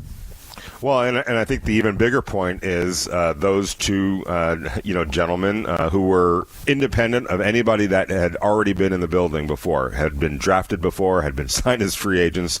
Those two, independent eyes and independent brains and voices and insight and experience looked at the vast majority of what was already in the building and said, hey, there's talent here that we feel like we can, really work into a good offensive line, a successful offensive line. We feel like the ingredients, for the most part, are here. Obviously, they felt like they needed to go get Tyler Linderbaum, which made a lot of sense for a lot of different reasons. A position of need. 25 years old, still in his prime, one of the best players, if not the best center in the game.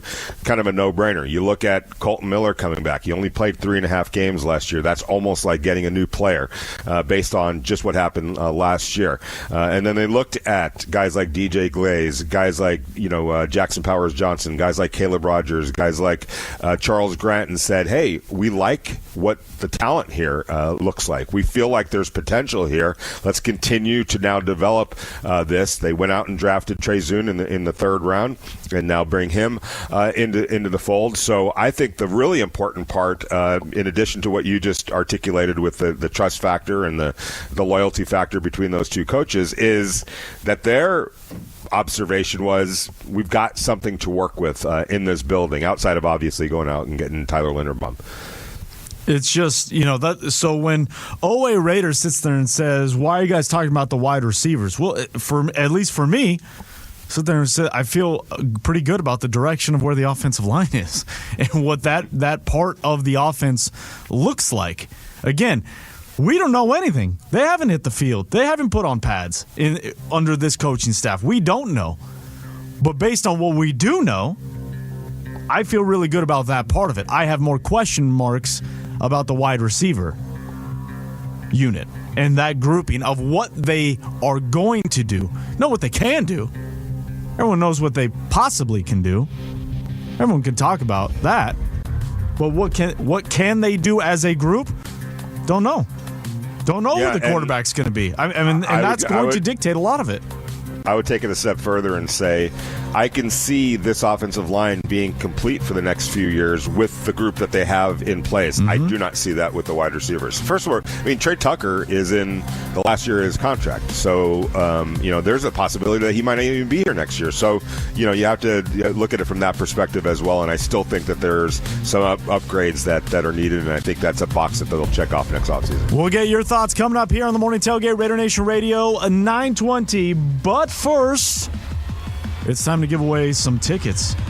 Connor, which tickets do you want to give away first? Let's go with Jerry Seinfeld. Let's get those. Those are the hot ones. These are the hot ones. So Jerry Seinfeld performing at the Coliseum at Caesars Palace, June 26th and 27th. This weekend, we're giving away a pair of tickets to lucky caller number. Let's go 5. Let's go caller number 5. Lucky caller number 5, 702-365-9200. All you got to do, call. Pair of tickets to see Seinfeld at the Coliseum at Caesars. Next. We'll take your comments and questions on X. Follow us at RNR920AM. Let's dig in to the Morning Tailgate on Raider Nation Radio 920.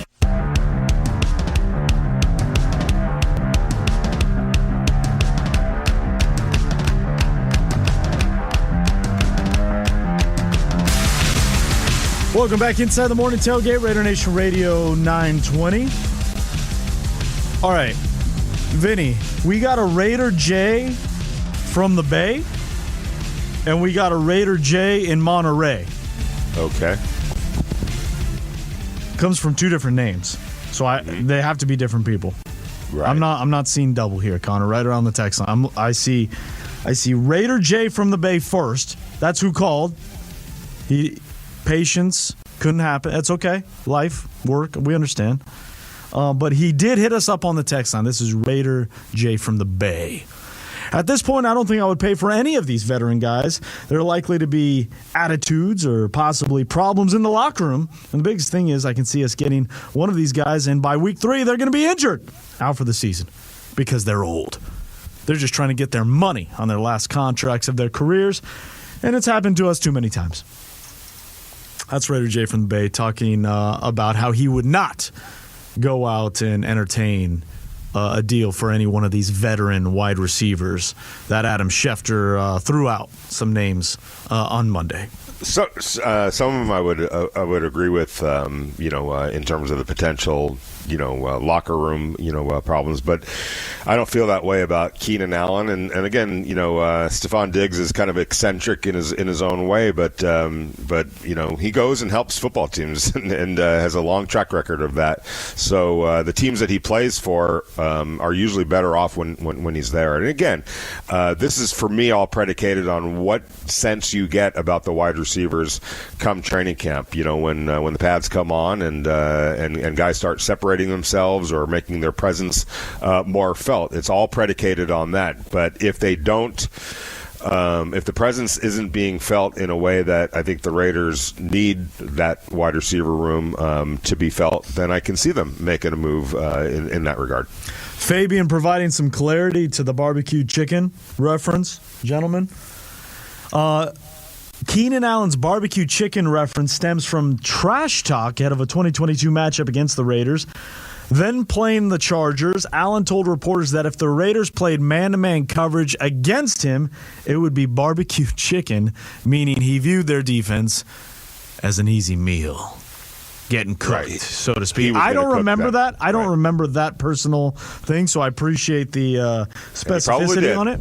He probably did. Too. That checks out. I mean, that Keenan, definitely no, checks I'm saying he probably did cook because he's been known to go off on the Raiders. So I think if I'm a coach and I'm thinking, man, how can I help my young quarterback? He's a guy that I would look at. I know it's just going to be for 1 year, but I'm putting a lot of importance on the development of my quarterback in that 1 year. He went to Chicago and helped a little bit with Caleb Williams. We saw what Stephon Diggs with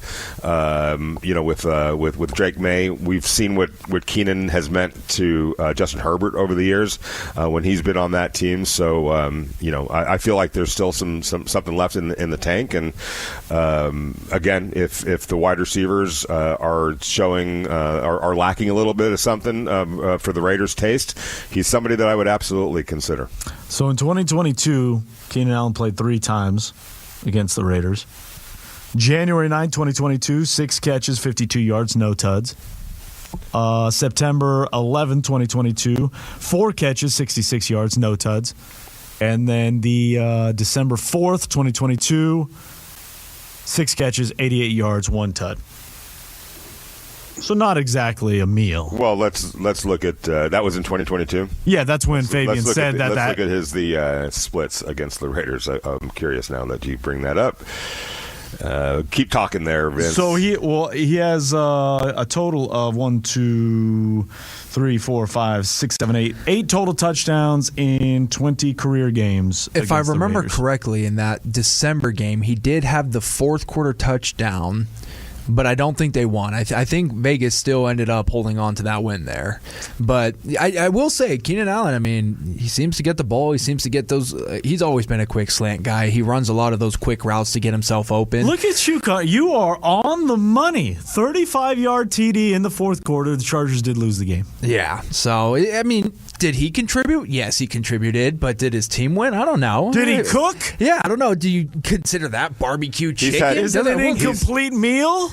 He's had games of 115 yards, 133 yards. Yeah, that's barbecue chicken. 103 yards, 90 yards. He's only gone over 100 yards twice. 3 times in 20 games. 3, yeah, 3, and 3 then, times in 20 games. There's a 90, there's an 88. He's had some nice games against the Raiders. I mean, he hasn't necessarily gone off, but he's been a problem. And what did we say? How many touchdowns? 8, 1, 2, 8 touchdowns in 20 8 games. Touchdowns. That's pretty good too. Yeah, but I mean, in the game that Fabian's referencing, regardless of what game it was, there was no BBQ chicken. There was no meal. Yeah. There's no entree and appetizer. Hey, you hear that, Keenan Allen? The Raiders got your number now. Yeah, Keenan. By the way, do you want to come play? Could use a veteran pass receiver. Depending on where you fall, Keenan, we're ready one way or another. Let's see. Who is this? This is Burke. The Keenan quote happened the week leading up to the face-off with the Raiders for the chance to go to the playoffs. After the Raiders won, Josh Jacobs was asked about the barbecue chicken quote, and he broke out laughing. How did I miss this? How did I miss this? I do not remember this back and forth. Yeah. Bad job by me, I guess. But I do not remember that. When looking back on it, I don't think that they had single man coverage on him either. So also smart, probably smart. Yeah, right. Yeah. So good job by them. Good job by the Raiders. Let's see. Let's get to. I'm going to save that. I'm going to save that text for hour number 3, Connor. Don't you worry about that. I'm going to skip that one. Laquan, I think that's how you say it. I hope I said it right. Apologize if I didn't. Barbecue chicken line is a Shaq favorite. If you are barbecue chicken, you are getting 8 up. It is too early to keep talking about barbecue chicken, guys. I'm getting hungry Connor, over here. You're going to have to learn this kind of what we do. Everything kind of divulges and delves into Remember, former food. offensive lineman. We talk about barbecue chicken at 8 in the morning. I'm thinking about going and getting the grill ready. Vinny, we haven't even really hit our stride in the off-season food talk yet. Connor, you're gonna have to pack a lunch for breakfast. Moving forward. 702-365-9200. Jason Fitz set to join us in hour number 3. We want to take your calls, get to your texts here on the Morning Tailgate. It's Raider Nation Radio 920.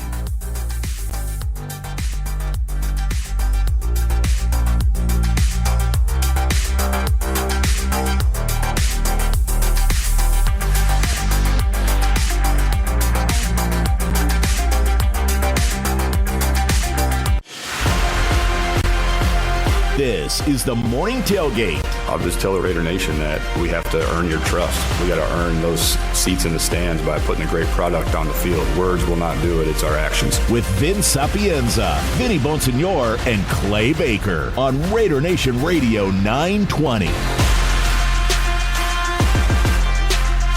Hour number 3 here on the Morning Tailgate, Raider Nation Radio 920, the flagship for the Silver and Black. Vince Sapienza, Vinny Bonsignor, Connor on the ones and twos, coming to you live from Las Vegas here on a Tuesday, June 23rd, 2026. We're talking Raiders. Are there any pressing needs?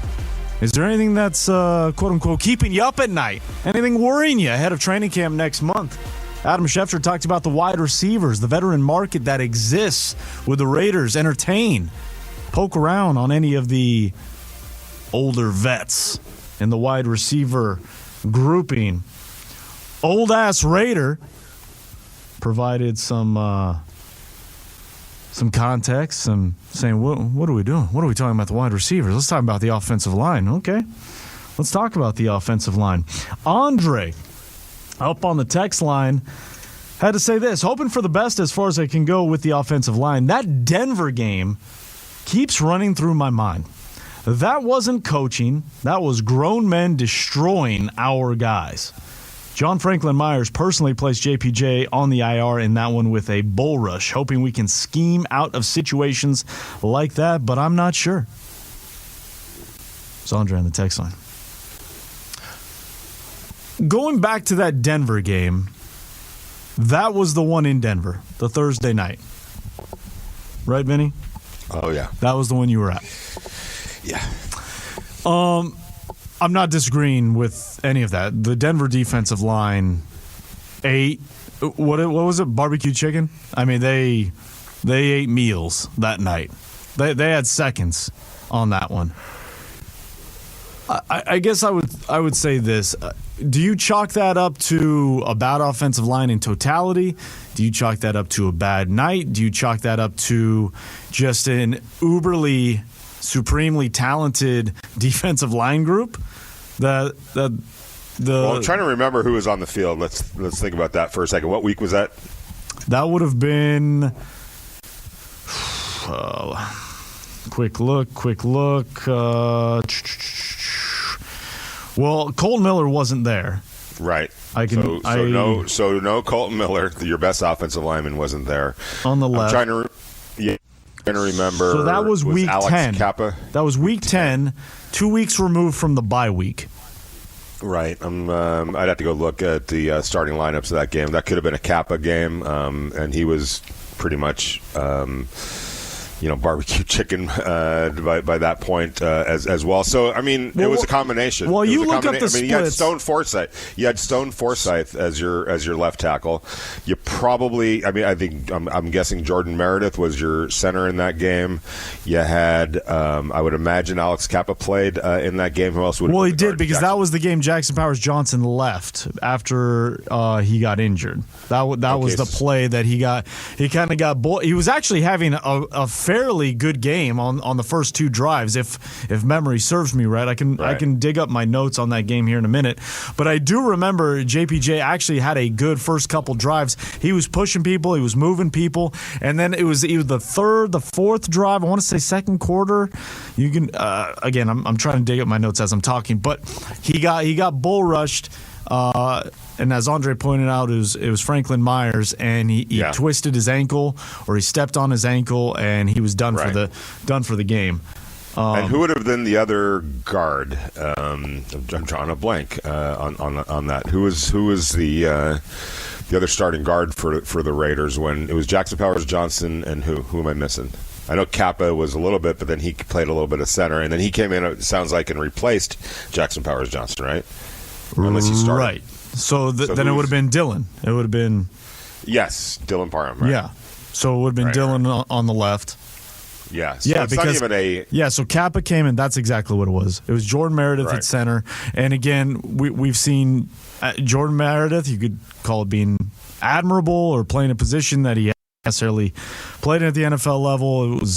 It just didn't work. It just didn't work. That was a rough game all the way around, specifically when JPJ went out.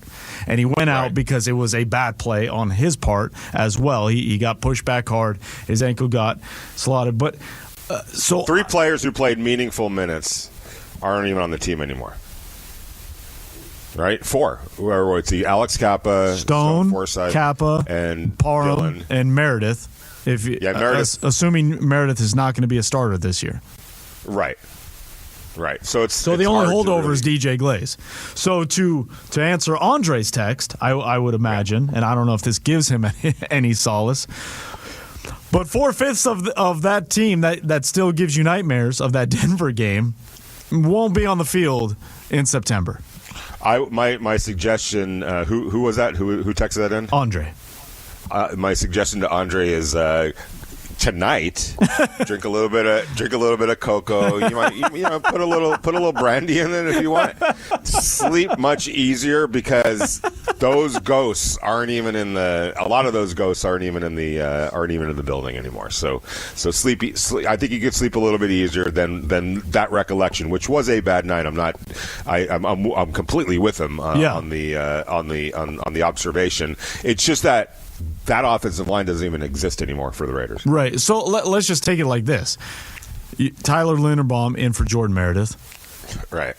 Okay. Colton Miller in for Stone Forsythe. Stone Forsythe. Regardless of what you think of Spencer Burford, just call him in place of Alex Kappa as like kind of he was the free agent kind of guard, but I know it's not guy who fits the system. Right. And there's Alex Kappa did not fit the system. Let's just say that. And he was done. He was finished. I mean, his feet weren't good, and the footwork had gone. That's why he was probably a little bit better at center than he was at guard. He was past his time, and he was a high level player for a little while in his career, but those days were over, and they probably were over the year before. I understand why they signed him, and but it just didn't work out. He wasn't the player that he had been in the past, not even close. And I'm glad Andre actually brought that up, because now that I think about that, and you talk about ghosts aren't even in the building, that makes me feel even better about the direction of this offensive line, because we could sit there and say they didn't really overhaul their offensive line like they did the secondary. When you put it like that, they did. They absolutely did. And Colton Miller is an injury related, so his health is like an addition, so to speak, if you want to view it as that. And again, you didn't have him last year. Yeah, well, that's what I mean. Injuries happen. I'm agreeing with you. Yeah, like they didn't have. Like he's a new player for the Raiders just based on from last year to this year. Obviously, Colton Miller is the longest tenured. It's almost ironic that we're talking about it in those terms. But from last year to this year, he's like getting a new player back. Yeah, it's a damn good player. One of the better tackles in the game, and along with one of the better centers in the game, and one of the better offensive line coaches in the game, and some young prospects that look. You don't draft guys just to get rid of them and give up on them, especially a lot of times in the offensive line. Another position that's getting harder and harder for young players, except the exceptional ones, to come in and be great. You play almost a different game in college football compared to what you're asked to do in the NFL. We're talking about Fernando Mendoza taking snaps under center. There's guys that that go through their college career without putting their hand in the ground sometimes, because they're always in pass pro, or they're running out of a speed kind of an offense, so they're lining up differently. They don't huddle up. There's a lot of things that you don't do in college, and the reason that is, Vince, is because I forget who was talking about this the other day, but it's a very real thing. You only get about 20 hours a week as a football player with the football team, and that includes things like weight room and classroom and all that kind of stuff. It's a very condensed situation compared to what it is in the NFL, where it's literally your job. So just because of the time essence, you can do a whole bunch more. There's things that you can't get to in college that you obviously get to in the NFL, and so things are just done a lot differently. We see that with wide receivers, we see that with quarterbacks, we see that with all positions, but very much so we see that with the offensive line. So when you're drafting these guys, these third, second round picks, except for the exceptional ones, there's going to be a learning curve, and you need to be committed to that development and to that learning curve, and don't just kick them to the curb because they struggle to start their careers off, which many do, because it's a hard transition to make. I think, Vinny, you brought up a good point there about how offensive line are trying to make that transition when they get to the pros. Another thing to look at is what defensive line look like these days. For example, Myles Garrett. Myles Garrett is the type of defensive end that an offensive tackle is supposed to be going up against and blocking. And look at the build of that man. He has a six-pack. He is built at 6'6", and he weighs almost 300 pounds. It's not saying that is uncommon, because that is what the average defensive end looks like. We're starting to see defensive tackles. Caleb Banks, who was drafted out of Florida this year by Minnesota, almost a 6'8", 275-pound nose tackle who's able to move in and out, just really athletic. You're starting to see these athletic big guys on the defensive line, but still on offensive line, have they changed their training? There's a lot of guys that have got stuck, like you said, in the old kick set, two-hand punch, or they have a certain jump set out that they get into, but they're not necessarily developing. They're not taking their game to the next level. I'll put it this way, Connor. I was talking to an offensive line coach, former NFL offensive line coach, who's now a consultant, right? And this was, you know how in the college calendar and the NFL calendar, the college season will start a couple of weeks sometimes before the NFL season, right? You're still toward the tail end of the preseason when actual college games are being played week 0 and sometimes week 1. And so it was like 2 weeks into the college season, and the NFL was gearing up to get their season started. And this offensive line coach that I was talking to said to me, he goes, "Man, I am ready to puke watching the offensive lines in college right now. I cannot wait to start watching some NFL offensive lines," because it wasn't about the kids. It was about just sort of what they were being asked to do, what they don't do in the college level compared to the pros, and some of the things that just drove him crazy about where offenses are in college football compared to the NFL. And he literally said, I'm getting ready to puke watching college offensive linemen right now. It's just so disappointing to me. Can't wait to go watch the NFL. Well, that's a guy that knows it and lives it and understands it and has been part of that process of taking those kids from college and now turning them into NFL offensive linemen, and he knows full well that except for those exceptional ones, you're going to have a learning curve. And even for the exceptional ones, it's very rare that you just come in and dominate. There's going to be a learning curve. So you have to account for that, and I know the Raiders have, and it's why, again, Connor and Vince, you just can't just keep turning that over and saying, well, it didn't work, or he struggled year 1. Get him out and bring in the new toy. You have to be more committed than that, except in obvious cases where it's just obviously not translating. But I think they've seen enough of DJ Glaze, Jackson Powers Johnson, Caleb Rogers in the time that he was in. And again, these guys have access to all the film from practices, which are extremely important as well, to really make an assessment of, okay, we feel like we have something to work with here. Let's not be hasty and just clearing out the entire room. Let's remain committed to developing some of these young players that you have here with the Raiders. It's well said. I've been saying it for some time now that the investment's been there. Like, you just can't, as Vinny, you can't just throw them away. I know it hasn't been good, but to the point that we just made, and it was great exercise, and I appreciate Andre, even though he's had to suffer through nightmares thinking about that Denver game, but I appreciate it because it helps us with the exercise, at least for today, that there has been an overhaul. And when you look at, just take that game, how the game ended, right? So how that game ended on a Thursday night, week 10, Vinny. Mm-hmm. Stone Forsythe, Dylan Parham, Jordan Meredith, Alex Kappa, DJ Glaze. Right. And just compare that night with what week 1 will look like. Man. And it's interesting. It'll be interesting to me watching training camp. I know over the last few years there was a lot of fluctuation on the offensive line, a lot of testing, a lot of moving around. Mm-hmm. Remember, with Josh McDaniels, there was that almost a rotation during the regular season. I'm very hopeful that they're going to get things kind of solidified pretty early on. Stick and stay. Yeah, because what I've observed from some of these Raiders offensive lines over the last few years was just that lack of cohesiveness and that lack of cohesion. And I feel like they weren't operating as a tight-knit 5-man unit. Now, sometimes, obviously, injuries last year played a big role in that. But I felt like they didn't give themselves a chance because of all the moving around and trying this guy here and then moving that guy over here. And sometimes it was where's Waldo, trying to figure out where everyone was lining up on a practice to practice basis.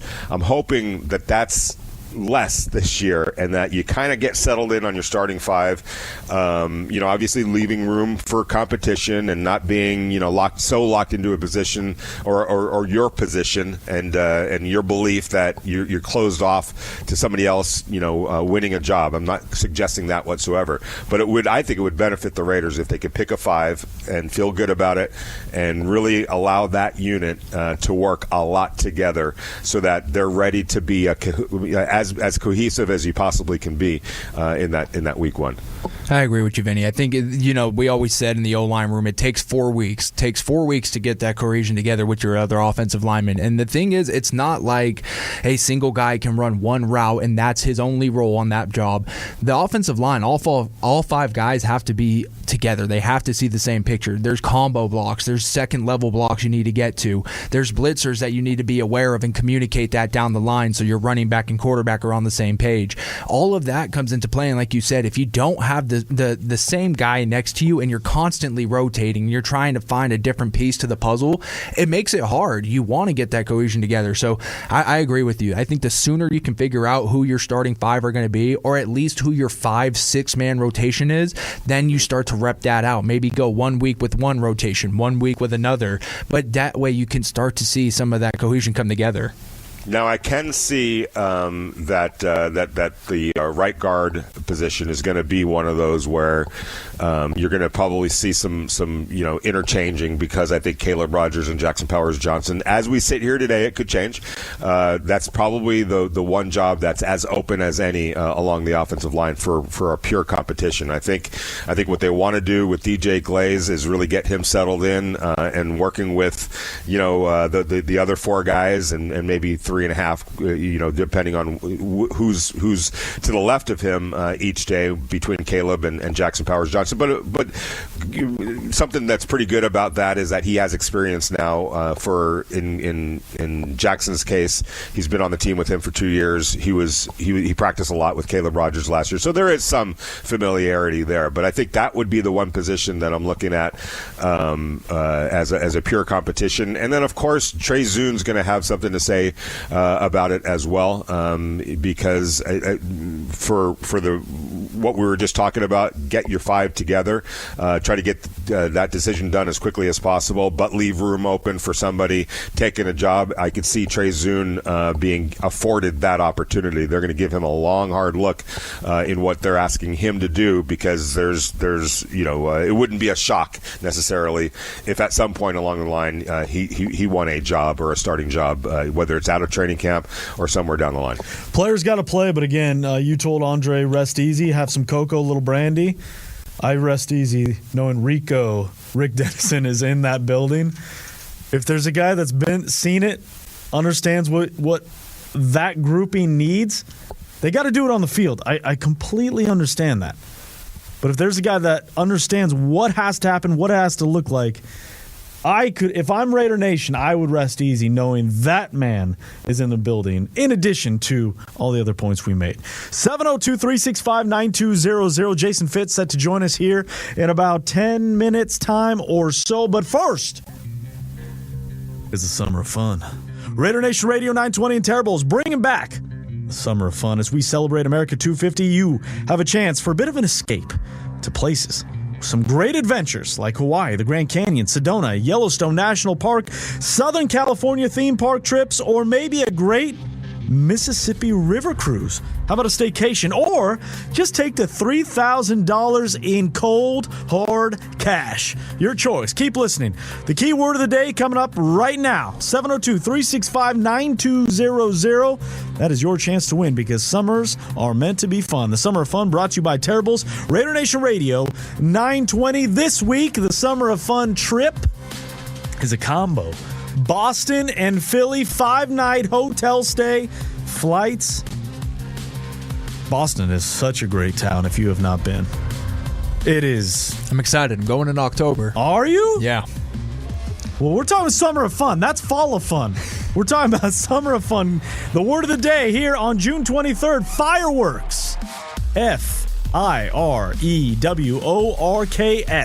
Text in the word fireworks to 702-365-9200, and you are automatically in for a chance to win the Summer of Fun for the Boston Philly package right here on Raider Nation Radio 920.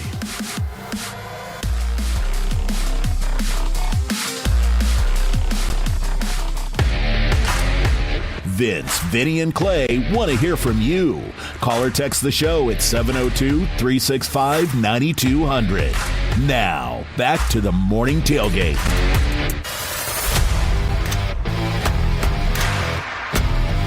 Welcome back inside the morning tailgate, Raider Nation Radio 920, and we welcome in our next guest, our Grammy winner, Yahoo's own. You know, when we bring him in, I want to say Yahoo, but they don't have that anymore. I don't hear that anymore. We need to get to the bottom of that. Jason Fitz, back with us, IFL's own, here on the morning tailgate. Why don't they do the jingle anymore? Does that not exist? I mean, I thought we did. Like, I don't know that they do it in big commercials, but I think it's still there. Okay, you know just checking. I'm going to go with it. We're still going to do it. Like, yeah. Look, that's what I'm talking about. That's the way it works. Look, a few years ago when I was still at ESPN, Jimmy Vitero, the boss over there, put out the note they didn't want to be called the worldwide leader in sports anymore. They wanted a different slogan. I'm like, cool, people in hell want ice water too. Like, it's called what it's called. You can't, like, you can tell me all day long that you don't want the I don't know if that's the case. I just know that that's what it is. That's what it is. All right. This is me putting the investigative journalism hat on. I'm part of the I-team right now. I'm trying to get to the bottom of things. Fitzy, thanks for joining us. A happy Tuesday to you. We're kind of, we talk about there's no off season. There's just slower parts of the season, which is year round, and we're kind of in the midst of that. Training camp a month away. For you, as you look at the Raiders, is there any portion of this franchise, of this roster, of this coaching staff that keeps you up at night, that keeps you saying, I just really don't know about blank? I mean, the despondent fan in me is kept up all night about everything. But I would say that, realistically, what I think is most interesting, and I keep thinking about, is how does the offensive line shake out, because that impacts so much. I think where's the rest of the pass rush come outside of Max Crosby? Those things keep me, probably the most awake at night. Like, I know everybody else freaks out about the wide receiver room. I just don't. I don't freak out about the wide receiver room the way everybody else does, simply because I think there's better talent there than it's getting credit for, and I think Brock Bowers eats up so much of the targets anyway. And if they are running the ball, they want the way they want to run the football. I think that eats up a lot of it too. So I don't share those concerns, but I think how, particularly what they do, which best five end up being the five on the offensive line, and where the secondary pass rush comes from is probably my two main oh my gods. Let's stay with the secondary pass rush aspect of it. And Kwity Paye, Malcolm Kuntz, and Kieran Crawford. What is a realistic combination of sacks between those three players? And does that line up with maybe allowing – is it realistic, the number that you might come up with, would that allow you to sleep a little bit easier if achieved?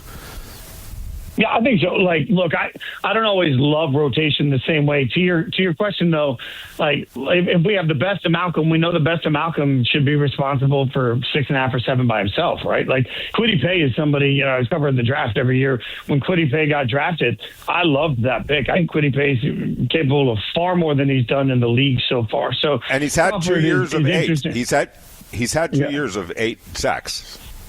So you know what? I would not have guessed 8 sacks for him, honestly, from production just in my mind. I wouldn't have thought of him in that landscape. I think Crawford's the one that I have the most grace to grow in, because it takes a second. It takes a second for pass rushers to really become, and patience is a virtue with that. Like Max in his rookie year, we all saw flashes, but I don't think anybody could have predicted this. But I'll go all the way back to Khalil Mack in his rookie year. We all saw what he could be, but the numbers weren't what Khalil Mack ended up being. So I think it takes a second. But, man, Quiddy at 8 is a surprising. I genuinely wouldn't have guessed that.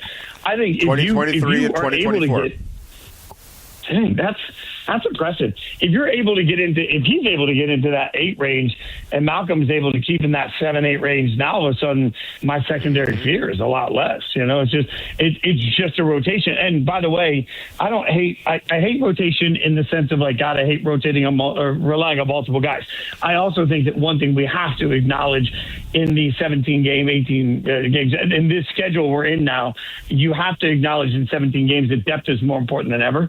So there is something nice about you get to week 15 and, hey, we've been running a rotation and one guy's a little banged up. It doesn't mean you've lost your entire defensive line, which has been the case. Once Max has had injury over the last couple of years, we get to late in the season, there's just no real impact coming without him. So, you believe he is a little my concern right there, Vinny.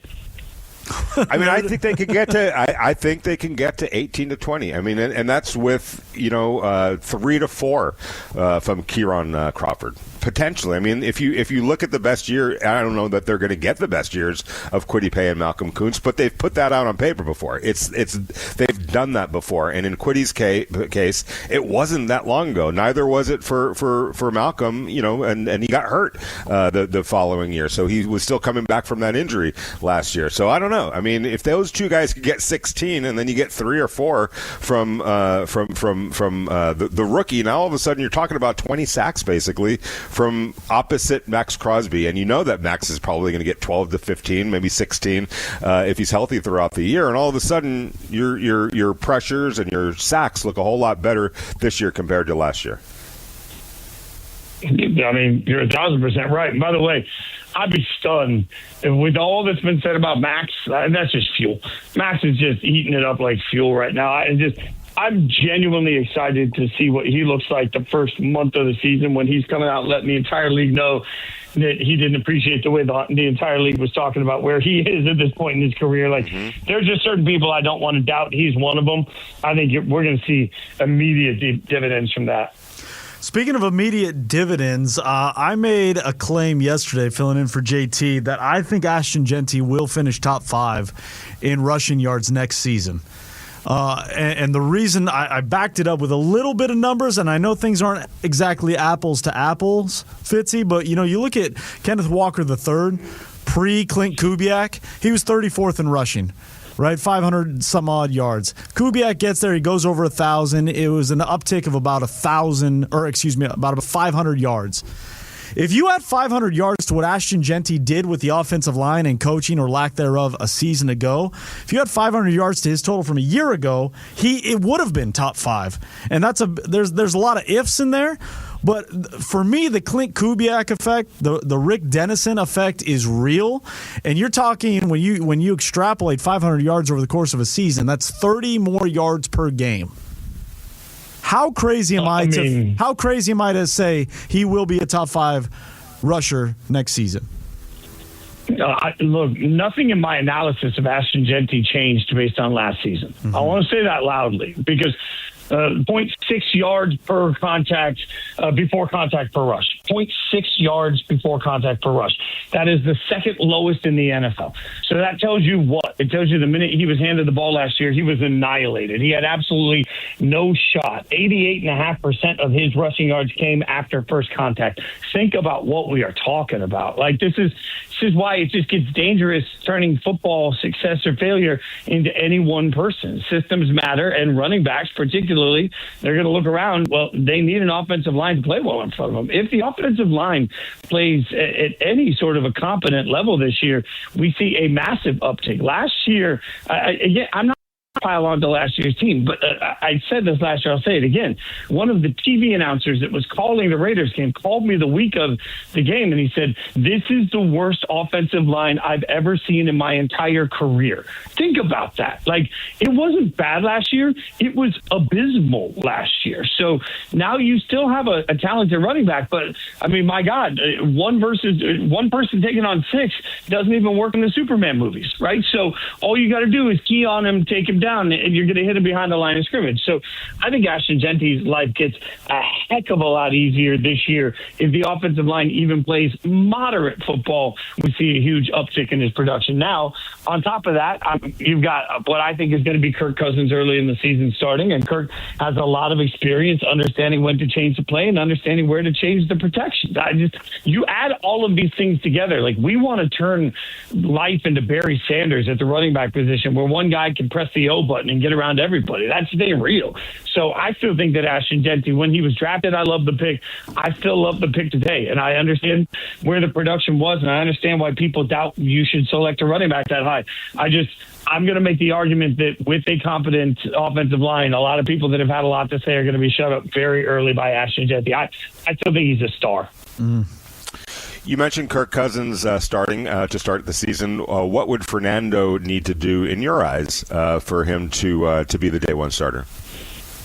Real control and understanding of all the situations and what's coming at him. Now, if there's anybody that can do that, it's Fernando. I think it's less about throwing the football.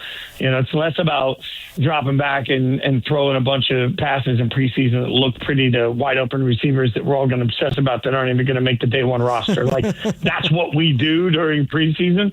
But to me, it's way more about particularly what you guys will get to see that we won't get to see are those joint practices. When he's coming up into joint practice, what's he see? How's he dissect it? What's his understanding of the offense? How much of this new language is he learning? And I guess I would tell anybody, if you walked into a room and they said, great, you have 3 months to learn Spanish and speak it fluently, like, some people can do that and some people can't. And when you come out of the draft process, no matter how much money he makes, no matter how smart he is, no matter what a great quarterback we all think Fernando's going to be, to me, it's all about A, the playbook, B, the understanding of what to do out of each situation, and C, a lot of this is that choose your own adventure sort of life, where it's like, okay, I'm in this choose your own adventure. I need to make sure that I turn to page 32 when it's the right time to turn to page 32. So, Clint Kubiak's offense is going to require that he have a tremendous understanding of what to do pre-snap. And as long as he has that,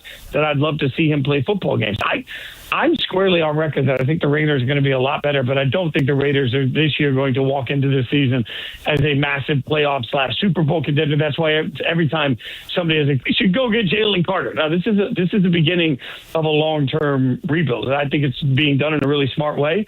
I'd love to see Fernando on the field. I just think it's going to take a minute for him to have the command of the offense that will be necessary. I hope he proves me wrong, but that's my instinct right now. Yahoo Sports' Jason Fitz talking to us here on the Morning Tailgate, Raider Nation Radio 920. There was an interesting article that rated the top 10 backup quarterbacks in the NFL. The Raiders were number 2. And so when I first saw it, I was like, well, who are they putting as the backup? And they put Fernando as the backup, and we're still number 2 behind only Mac Jones and the San Francisco 49ers. So I guess my question is your thoughts on that. And if it was Kirk Cousins they listed as the backup, does that make them number 1? Would they still be number 2? Is this the best quarterback room in the National Football League? Your take. It's the best quarterback room I've seen the Raiders have in a long time. I think but here's the thing for me. I don't. Everybody, don't laugh at me when I say this. Don't leave Aiden O'Connell out of this backup quarterback conversation. And I'm not trying to spark an Aiden O'Connell debate and a bunch of callers telling me that Aiden O'Connell should have been started. I'm not trying to spark any of that. I know how the fan base feels. But to me, Aiden O'Connell is a very cheap quarterback that's been around the team for a minute.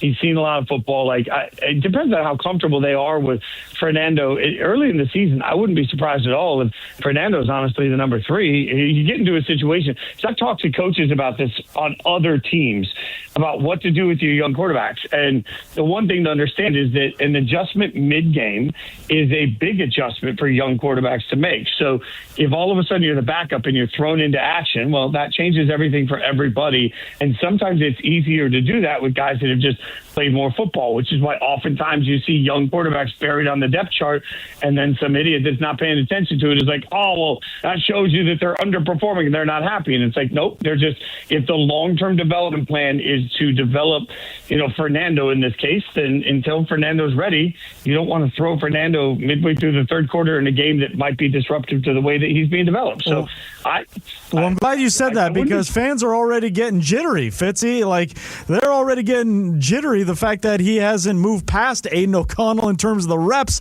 at minicamp. And that's the stuff that just doesn't matter.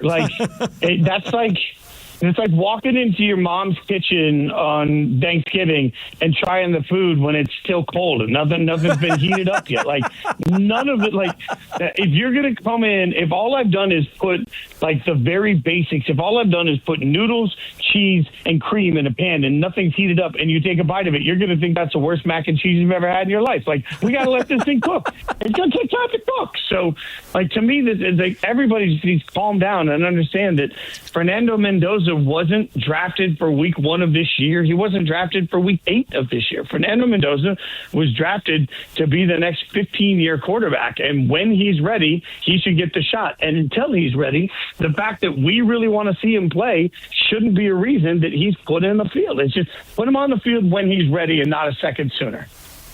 Jason, we just saw the New York Knicks, of all teams, go 16-3 in the playoffs on their way to the NBA championship. Where does that playoff run rank for you in terms of surprise and in terms of dominance? And then also, obviously, the Miami Heat add Giannis last night in a blockbuster trade. Does that change? Does that move the needle significantly so for the Miami Heat in the Eastern Conference, let alone the rest of the NBA? I think it moves the needle, but I don't think it moves the needle significantly. I love Giannis, the player. Miami's going to be a grinded-down defensive basketball team. Bam and Giannis together is going to be interesting to watch. But, man, I think, unfortunately for the Knicks, we didn't, all of us, put enough stock into just how good they came when they came together. They were inconsistent in the regular season, and maybe this is a reminder to what we're talking about from the football standpoint, too, because certainly almost every show that covers the NBA was telling the world that Cat should be traded, right? Like, that was the big trade Cat. He's not happy. They're never going to figure out how to use him, and Mike Brown kept saying, hang on, it's going to be fine. And the funny thing is, 2 weeks before the playoff run started, I talked to Alan Hahn, who works at ESPN and covers the team every day as part of his duties, and he told me, he's like, man, I'm telling you, there's a difference happening with this team. They've come together and they've finally bought in. You're going to see something different. And then what did we see? It took a minute for everybody to learn where they were on this team, learn what they meant to this offense, and then you got that run. When you look at point differential, when you look at the fact that they only lost 3 games in the playoffs by a combined 6 points, I mean, think about what we saw. It's one of the most dominant playoff runs we've ever seen for one of the most magical basketball audiences you'll ever see. It captivated America. I mean, if you're like me as a Raiders fan, it gives all of us hope. Like, no matter how bad it looks for your team, it only takes one magical run for everything to change. I think what the Knicks did was absolutely incredible. I do think, though, that sometimes we devalue it when we make it magical, because I'm not sure the Knicks aren't in a great position to just keep doing exactly what they did. And not for nothing, once Boston gets figured out what they're doing, Jaylen Brown, Boston's still going to be really good. There's good teams in the East. I think Miami's better, but I don't think that Miami contends with the best of the best, even with Giannis. Yahoo Sports own IFL great Jason Fitz. Fitzy, we appreciate you. I can't wait to overreact to everything again next week with you. Oh, training camp. We're all going to need a drink. Appreciate you, boys. Jason Fitz here with us on the Morning Tailgate, Raider Nation Radio 920. Love Fitzy. Love how he just brings everyone back down to earth. While everyone's freaking out, Fitz is just right in the pocket. Just stay cool, calm, collected, and I love it. Hey, we got some more tickets to give away. 702-365-9200. A pair of tickets to see Smash Mouth at the pool. That's the Hair Las Vegas on the 4th of July, America's birthday. You can party with Smash Mouth. All you got to do is call 702-365-9200. Be caller number 6 here in the Morning Tailgate. The final sit-down is next on Raider Nation Radio 920. This is the Morning Tailgate. Oh, Paisan. Oh! Back up. I'll talk to him about it. I've been telling you for months now this guy's no good. I want to sit down. All right. Answer the phone. I want to sit down. Hey! On Raider Nation Radio 920. It is the final sit down here on the Morning Tailgate, Raider Nation Radio 920. Big thanks to our guests on today's program, Jesse Merrick, Silver and Black Sports Network, Jason Fitz, Yahoo Sports, and you, as always, Raider Nation, for the conversation as you present it. Hey, Vinny? Yes. Jazz Chisholm. He's had himself quite a few days. Have you seen this? Yeah. He took a foul ball to the south of the solar plexus a few days ago. Had to be taken out of the game. When I first saw the replay, I was in pain, and I know a lot of other people felt the same. But he's back in the headlines for different reasons. I don't know if you saw this last night. Down, I believe they were down 4-1, 5-1 to Detroit. They lost the game. They were losing. And he's manning second base, and he's got a sucker, a blow pop, just hanging out in the infield. And he got a lot of hate for it. Now, I guess my question to you, is this false outrage? Are we just getting angry? Are people getting angry to become angry? Is this guy just a pariah of, is it just because it's New York and the Yankees? Do you remember a guy by the name of UL Washington? I do not. Look him up. He always had a toothpick. He was an infielder with the Kansas City Royals back in the 70s. Okay. Always had a toothpick in his mouth. Like literally played with a toothpick in his mouth. Nobody cared. I mean, is it the best look? I don't know what a good look is. Is it preventing him from making plays? He's a good player. He's been a solid. He's a solid player with the Yankees, right? I mean, are they in first place too? I don't know what their record is right now. But what would I do it? No. Does it make him some heathen? And is it cause for some? I think kind of an overreaction. I mean, as long as it doesn't prevent him from making plays out there, he's out there playing baseball, picking up grounders and, all of that. And as long as it's not interfering with the job, what do we care if he has a toothpick or chew? I mean, guys are out there with big old mounds of tobacco in their cheek. I mean, why is that any different than having a sucker?